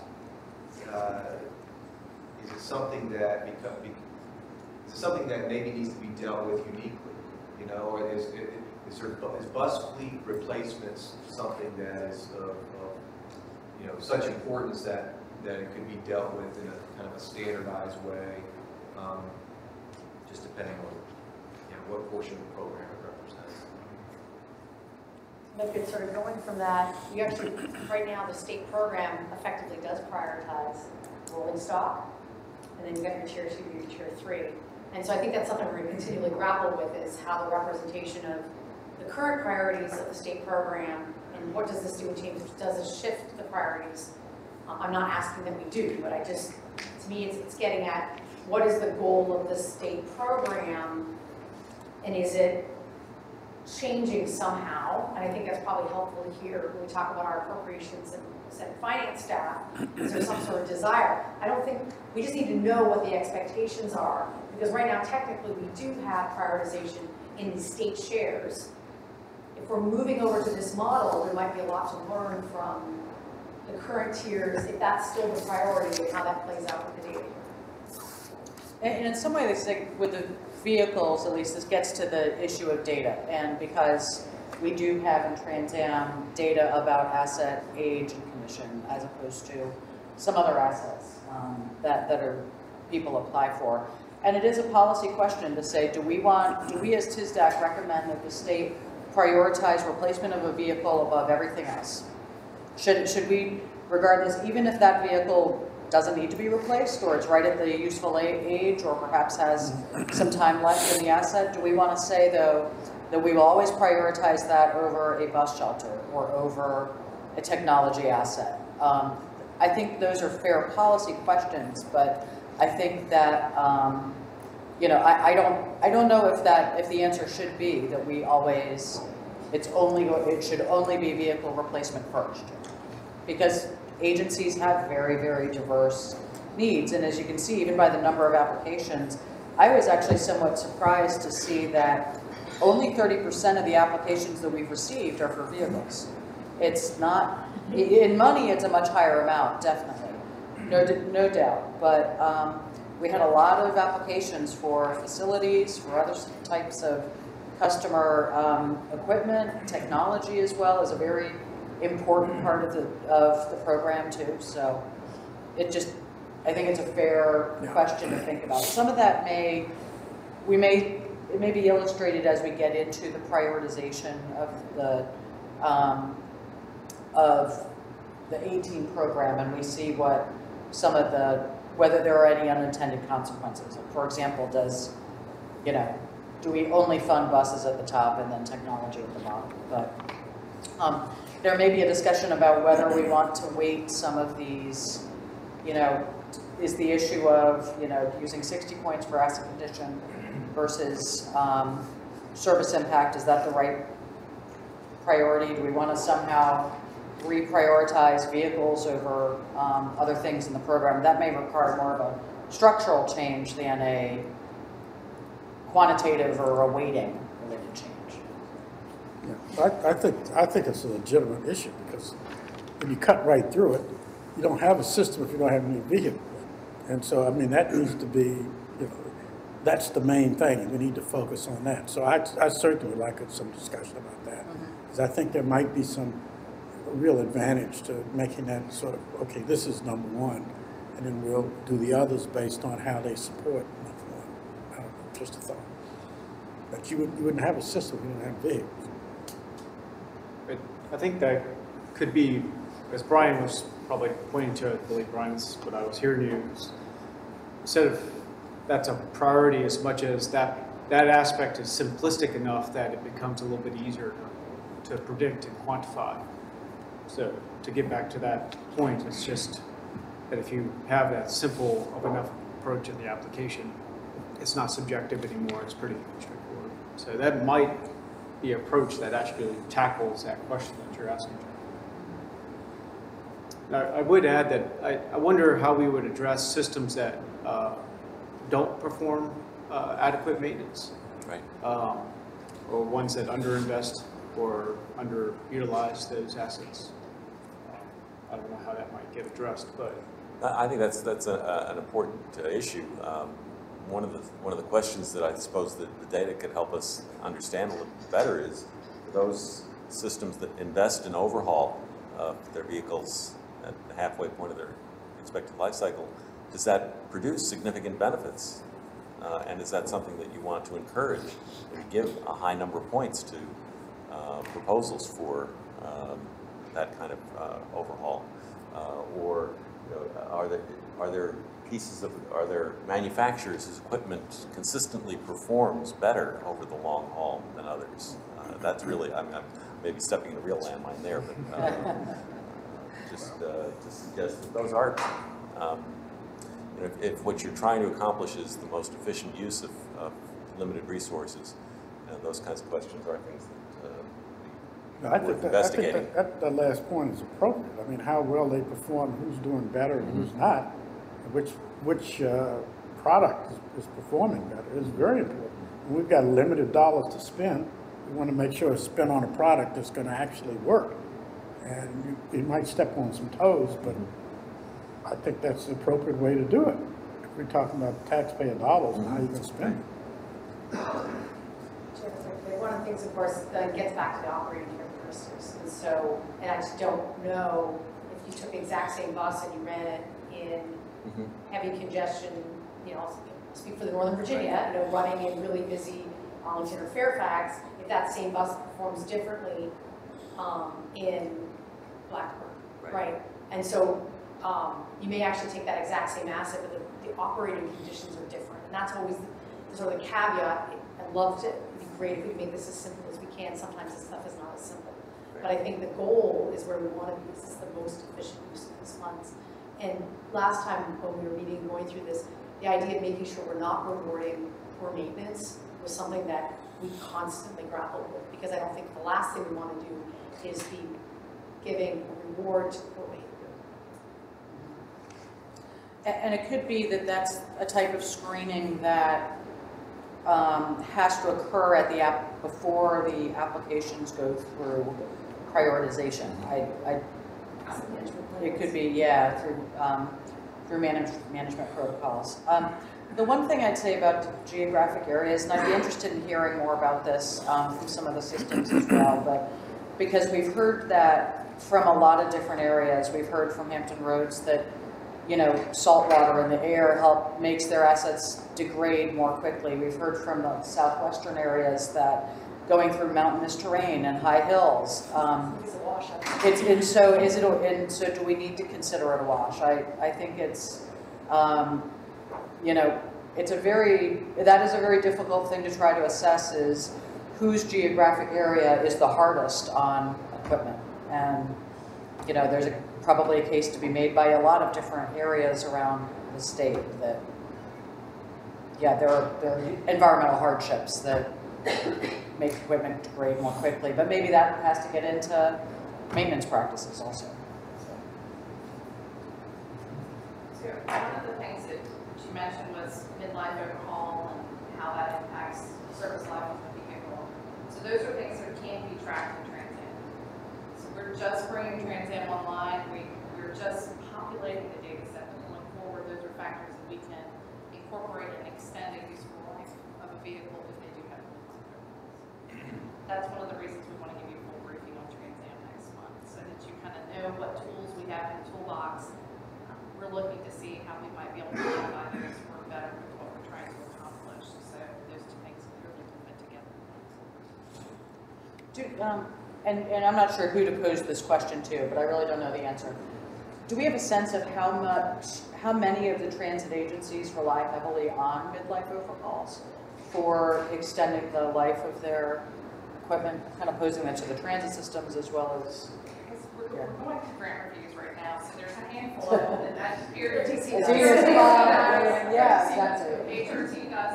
There are some that you can see that definitely as in their grant applications that come in, that's clearly a part of their strategy, but I think it's kind of a handful more than it is kind of widespread across the system. And I would assume that the cost of a midlife overhaul is something to apply for.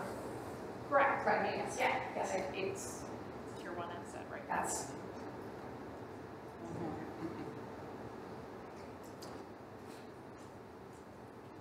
Okay. Any other comments for Tom on that? Just, yeah, and I think this kind of continues the conversation about some of these process issues we're going to have to wrestle with. So, speaking of exactly what we're talking about, the data that's available, right now we're working with an FY18 set that may or may not have the data we would need to score, but I think looking for how we improve the application process to get the right information.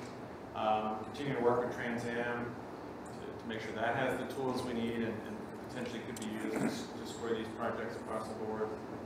Particularly the non-vehicles, I think that's an area where we'll have to look at getting better information on that. Just generally, you know, aligning it, as I said, with the criteria, so looking at ways to make sure that in the grant application itself, you ask for some of that evidence as we go forward. So for next month, when we sort of demonstrate application, we'll be upfront about, you know, did we get this data from Trans Am, or is this data that we had to use the, you know, the description and in terms of how we scored, given that we have some limited information for this application itself, but the potential to add much better information in future prioritization. Any other, I guess, process issues? Just one question on that slide, and it's probably more for Jen and Jennifer. The assessment of some of the transit system's capacity to do some of the work related to a lot of this. Know that not everybody has staff on hand to thoroughly put this stuff together. Is there a way to kind of get the hands around that to get a sense of, you know, I don't know how you would do that without identifying systems that maybe are weaker in those areas, but it's just, as we're looking through these criteria, understanding a system's ability to actually pull the data together. Goes back to case over regulatory aspect. Well, and maybe this previews a little bit more for the discussion about Trans Am, but I guess for Jen and I think maybe Jen might be the best person to address this. How much of this is based on data that DRPT already requires systems to collect and provide across the board versus the sort of additional data that's needed? What Tom's working on now is essentially using data that we already have. That's not collecting anything new. We're doing it with information that is either provided in the application or is in Trans Am. So that's where we're starting with this sample for FY18. So as we talk about, you know, what do you add to it or what's missing, those are things that would either then need to be incorporated in Trans Am or incorporated in the application. But what we're doing now, we have done completely with what we have. But you have full participation in all agencies, certainly on the vehicle side. Yeah.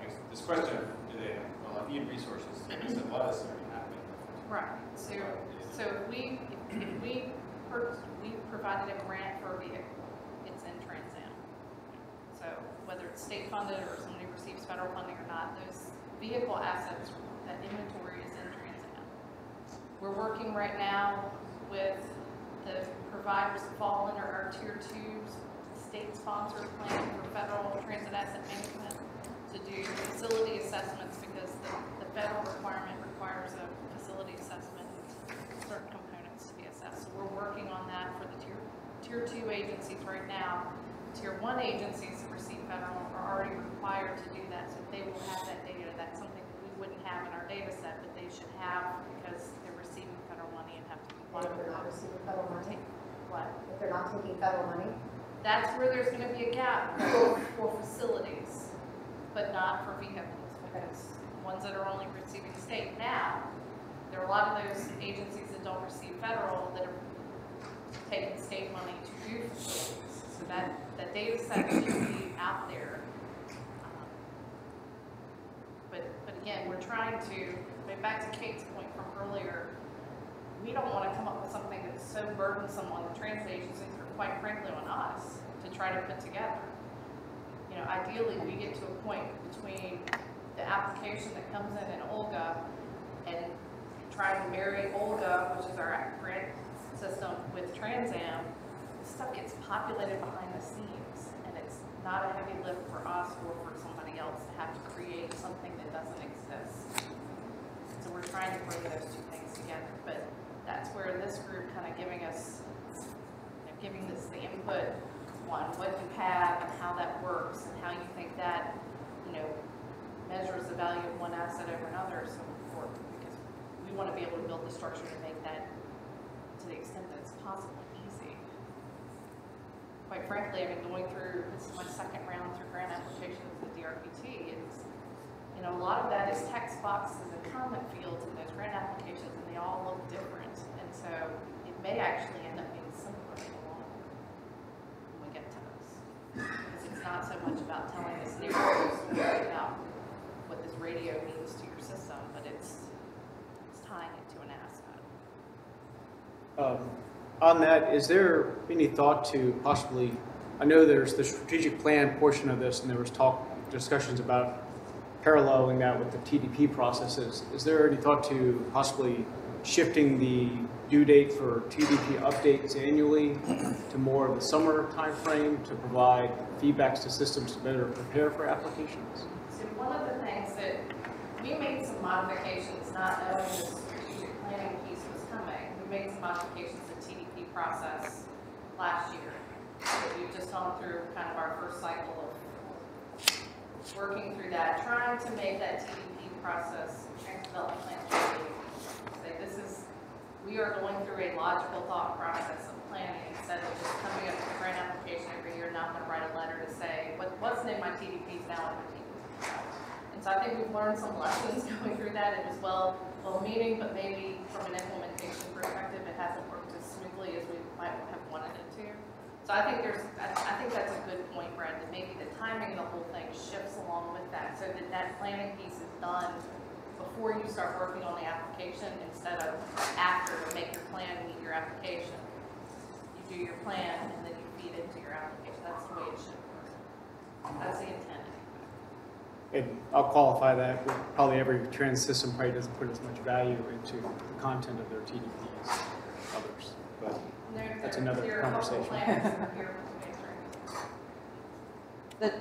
One of the things you may see as well, or when you get a chance to look at the legislation, there, I think they took out the dates in terms of the requirements for the strategic plans, and some feedback that we had provided at least is that we would like the opportunity to perhaps accept these on a rolling basis from all the systems. So we're not trying to review 30 of them every 5 years, or 30 in 1 year. We're trying, we can do a certain number on a rolling basis. We've been trying very hard to spread them out. We work on a bunch of stuff that's working to spread them out. If there was a date, it would have closed them.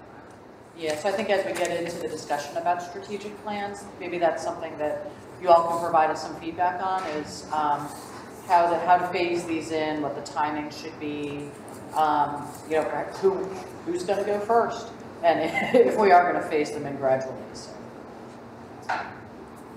And do we have any information about how many systems may already engage in the strategic planning process on a regular basis? Well, I think it depends on how, is it all captured in something that's a single document that's been described here?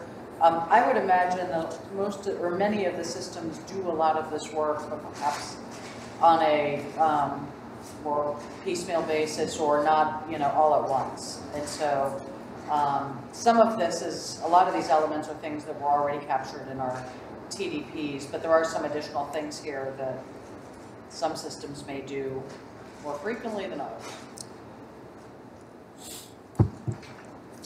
I guess one thing, I do want to make sure I have, captured a few of the questions that we have, and I think this is some stuff we can try to bring back for the next meeting. First of all is, what kind of data do we have available on midlife overhauls, and how many systems we believe do these? And I think that'll be a helpful piece of information that we can do some research on from our program managers who work with all the transit systems. And how do we want to incorporate that into this assessment? Do we want to use that as a criteria for prioritizing vehicle replacements for some systems over others? I think that is a policy question that we would want you all to weigh in on. Is that something that we should incorporate here? The other one is the question about, do we want to structure a prioritization system that prioritizes vehicle replacement above other assets? And maybe it's not every single vehicle application, but it's anything that's at a threshold and above should always receive highest priority compared to a facility application or a technology application. I think that's something we'd like you all to think about, and especially for those of you that represent transit agencies, it would be helpful to hear back from you all about that too, if that's how that would affect your planning and programming. The issue of geographic weighting, is that something that this group wants to suggest should be incorporated? And if we were to do that, again, first of all, does it add value? And second of all, is it, you know, is it another layer of prioritization that perhaps we don't need at this point?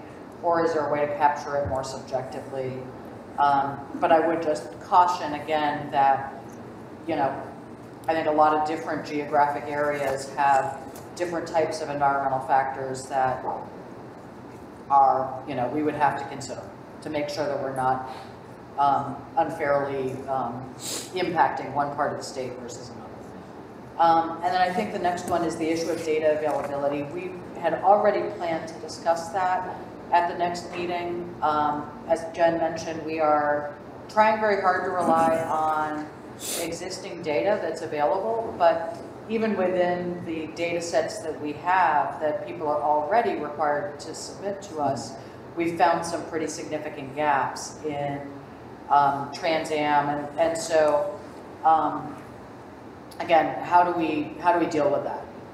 Do we require more data over time? Do we want to rely on less? But I think there are some gaps. They have to be, they may have to be addressed with time anyway. So, are there any other major? The only other thing here is, as far as the service quality factors or service impact, I would be interested in just hearing from you all if you think these four are the right things that we should be looking at, and you know, do we want to rely on this qualitative assessment that, where possible, if we can introduce some thresholds to help provide a qualitative answer to these questions. But are these the right types of things that should be considered as those less quantitative factors? So, Great. okay. I'm you. Yeah, which again, just confirming the schedule. So we'll be back in April to show our first cut at how this looks when we apply it to FYC projects. Sort of scoring and ranking, I think that's a good suggestion to look at sort of the overall out of 100 point, and then what did just the SPR part of it look like, so we can certainly do that. And then really in the May meeting, look at how that works when you look at funding and matches and all that to get at what might have been funded or not, you know, with available funds. So that's kind of a preview of the next two meetings. Thank you. Thank you. Thank you very much. I think the only thing that we had left before we went to public comment, Right, was like next steps. So our next meeting is on the calendar for April 11th. We also have a May date on the calendar. Courtney's working on June. So far we're here for everything. Eventually we hope to have you in our office soon before we finish this up. will we be able to handle the entire audience? I believe you may. Yeah. We're working on building out a better conference Great. You guys are facility still over within 6th. DRPT that can accommodate a big group like this. You're still over at what, 6th and Main, right? Yeah. Okay. But for now, we'll continue to use this facility because it gives us the ability to do the live streaming, and we've heard that that's important to people, so. So I'm hearing that we've finished all of the work that we need to do, other than let me ask if there are any suggestions, comments, or questions from members of the committee. Mr. Chairman, I just had a question about data. I want to talk about data. And I know that VDOT is spending a lot of effort and time on the data portal. Are there any economies of scale to sort of, if these working together might be some savings? We can check. I mean, I think it's a little. They've got a lot of data because they own a huge roadway network and operate it. But we can check and see if there might be. I encourage you to do that because it's for internal use and external use. And I'm not a data analytics expert or a scientist, but I've got to believe there's some overlap in there somewhere. I think there's going to be. I've heard the next steps are going to be integrating all of it at some point. I mean, I think they are particularly interested in whatever transit system data that we can provide and integrate with their data set from an operational perspective. Been talking to them for some time about that. Yeah, certainly check on that. I wanted to see if we could just circle back with the schedule and agenda we started with, now that we've heard all this good data and policy questions and more research. So April and May seem to have a lot of information we need to digest. Is it in June that you really want some definitive policy guidance stuff? Because I'm feeling like May, if we're not getting the scenarios and the funding stuff till then, I'm not sure I can digest it and feel informed enough for June 11th. So I just wanted to truth test the timeline again. And I guess the one thing I'd say is we also need feedback in order to create scenarios, and so it is a little bit iterative. And so while I know that you all want to see everything in scenarios before we can before making decisions, but I think at the same time we need some guidance on some of these questions that I just mentioned, like overhauls, like vehicle purchases. To me, that's a very fundamental question, because if you all say prioritize vehicles above everything else, we have to go back and do a different prioritization scheme than what we've presented. And so there's some fundamental questions like that that I think that we need some feedback from you all in order to run meaningful scenarios. I don't think we're going to have the luxury of showing you all some scenarios and you asking for some more and then coming back the next month and doing that for 6 months till we get it perfect. So there may be something, we need some feedback from you all in absence of having all of those fully, all of every different permutation modeled for you. To the extent that we can pull pieces out and kind of finish something, we're going to try to do that and not wait until everything's done at the end and say, okay, now we're going to get ready to process. I think it's going to be iterative, but it's going to be, we're going to have to start early if we're going to meet the time frame. So the purpose of this exercise for the next couple of meetings is going to be essentially to say, well, okay, here's what it looks like we would be advocating. So let's take a look at what the effect of it is, and then if we find unintended consequences, as an opportunity to go back and say, nah, we need to change that. Is that fair understanding? I appreciate the review, so we're clear on our expectations. What we're going to do for the next 3 months. Yeah, so it's, like I said, it is a little iterative. So I think the sooner we can get some decisions made and some feedback, we probably will push you all for some of that at the next meeting, especially so that we can, and it may mean that you all will have to have a comfort level of making some decisions in absence of seeing a highly quantitative scenario in front of you. But at least we hope that the information we'll bring back on the FY18 program will show us some of those unintended consequences.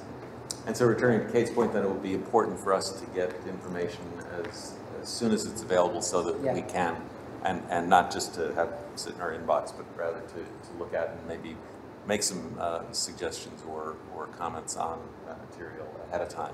Yeah. Absolutely. Okay. Anything else? Huh? I have a question, if I may. Yes. Just to, so on this handout with the proposed ratings by project type, this was all kind. This was not just state and repair projects, right? This was included expansion. Correct. It's, Okay, there's expansion also here. Yeah. Yeah, that's correct.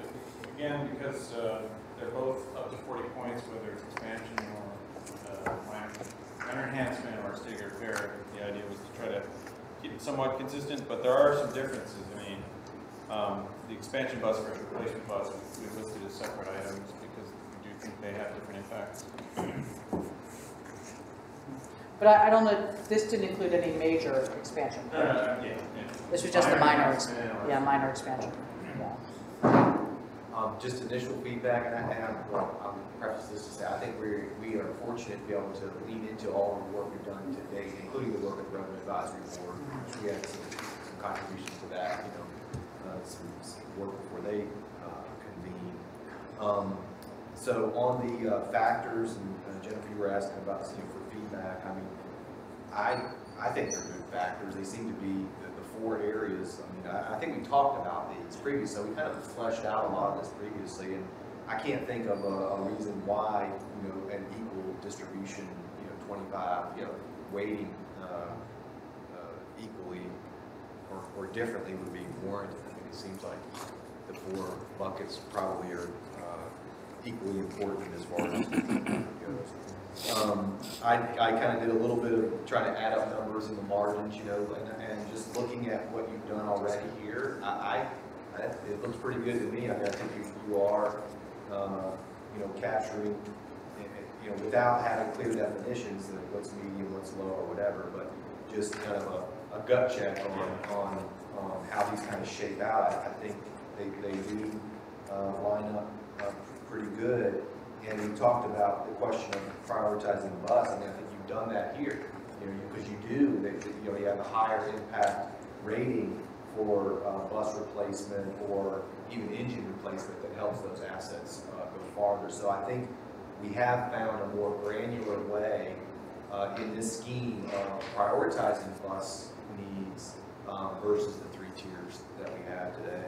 I would be interested on a go-forward basis if we could explore as much as possible dealing with the questions of subjectivity on the front end, building that into the application process that I think maybe ought to address some of what Jen mentioned of this stuff will almost be populating itself based on the way future applications might be. I mean, the scoring of these various projects may just flush right out depending on what kind of project it is. I think I could see where maybe stakeholders would be a lot more confident and more comfortable with a future program that was kind of fleshed out in advance. So you kind of deal with some of those questions on the front end, and then there's that just, to me, that would add more confidence and predictability, knowing what you're going to be able to potentially score well. Of course, that's going to be against all other projects and available funding. So, but at least you would know, okay, this kind of asset will merit this kind of a score, and we'll see where the chips fall from there. But I think that would be helpful. That in a way would mimic the 3 tiers that we have today, but on a much more granular level. And I think that would. And I'd like to explore that as a possibility. Yeah, to that point, if we had a table like this that is known ahead of time in the ratings, would you recommend that you get 1 score if you're high, 1 score if you're medium, 1 score if you're low? Or should there be an opportunity to have a +1 or -1 that gives you a little bit of wiggle room? I mean, that's, in terms of scoring, that's a possibility also. Some of those things we talked about, well, what if you're doing these certain maintenance programs, should that be, not 5 out of 6? Should there be a little bit of a wiggle room on that? So I mean, those are some of the ways you can tweak that a little bit. And I think that's certainly, I think we should look at all of the above. And the question of geographic weighting, I think that would also kind of mitigate some of that as well. I mean, because again, depending on what the asset is and where you are in the Commonwealth, let's say a bus shelter, for example, and, maybe for a stop in one locality, 10 boardings at that station doesn't even meet a minimum threshold to merit that kind of investment. Where in another community, that may, it may be, perfectly a good investment in terms of increasing the, bettering the system and so on. So I guess, as much as we can deal with those kinds of things where it doesn't possibly put the DRPT and the administration in a position of having to kind of, pick and choose and really kind of, there's a lot of different variation across the Commonwealth. As much as we can deal with that in advance, I think. That may have been a terrible example. No, that makes sense. And we ran into the same thing when we were involved in the smart scale processes. How do you develop criteria that really can evaluate everybody across the Commonwealth on a fair basis? And so it's, we do want to make sure that we have criteria that applies equally to, Albemarle County and Charlottesville as it does to Hampton Roads in Northern Virginia. And so, you know, there are some, and some of it may end up having to be somewhat subjective a little bit, but it's, yeah, because buses, as you mentioned, boardings, for example, that using ridership, does that, we had talked about that back in the earlier phases of this, is does using ridership unfairly, you know, negatively impact some of the smaller systems who have needs and a harder time covering those needs than perhaps larger systems. So I know there are things like that that we've tried to use to try to still evaluate everyone on an equal basis. Utilization might be another way that's less geographic. It's, you know, it's a bus, you're using the fleet you have right now to kind of the maximum extent. That might be something that doubles it, but there are ways you could add more dimensions to this if we needed to specify what is a high, medium, or low. I think all of these make good sense to look at. I just want us to be aware of the Lake Wobegon phenomenon. That we might all wind up being above average, and the formulas become a kind of futile exercise. So Yeah, exactly. I guess the one other thing I would just mention is that we now have 3 new members of the committee, and would hope that if they have something that occurs as a result of a different set of eyes looking at these questions, or if anything's unclear, that they feel comfortable reaching out and addressing it. I think we're well ahead of schedule, so Yeah. this is another learning experience for us. I might actually be able to prepare my Yeah, lecture. we could have fit more in today, but the good news is we do have lunch here, and unless there's anything else that you all... Public comment. Public Oh, I'm comment. sorry, public comments, absolutely. Do we have public comments today? Okay, so, yeah, nobody Great. has signed up Okay. for public comments. Is there anyone here, though, that... Has an urge to speak? Oh, please. Okay. Morning. I just would like to thank you all for your work on this. It's going to be very important going forward. I'm Lisa Guthrie with the Virginia Transit Association. Worked very hard during the General Assembly session to try to secure Metro funding as well as funding for statewide transit capital. I think the General Assembly, I think we turned a corner. They understood that we could really focus on Metro, and you can see that they came forward with legislation to make that possible, but that there was no statewide transit capital. But I think we planted some very important seeds. I think that many legislators heard for the first time how essential it is for the business community and for mobility, for access to jobs, education opportunities, etc. And I think that we'll continue that work going forward over the next year, because I've been told by several legislators, we can't handle that this year, but come back next year and go forth and do the work with prioritization and do what you need to do with that. Come back, focus on it again next year. So this work is going to be very important. We're going to be looking very hard at it. And VTA and its members for the upcoming year will be focused on getting out and continuing to tell that story to our legislators in rural and urban areas about how important statewide transit capital is. So thank you in advance. So I look forward to working with you. Thank you. Okay, any other comments? Seeing none. I understand that board members are free to help themselves to lunch. Yeah, I think we help ourselves to lunch, but otherwise I think we are fine with adjourning. Great. Really. All right. Okay. Adjourn this meeting. Thank you.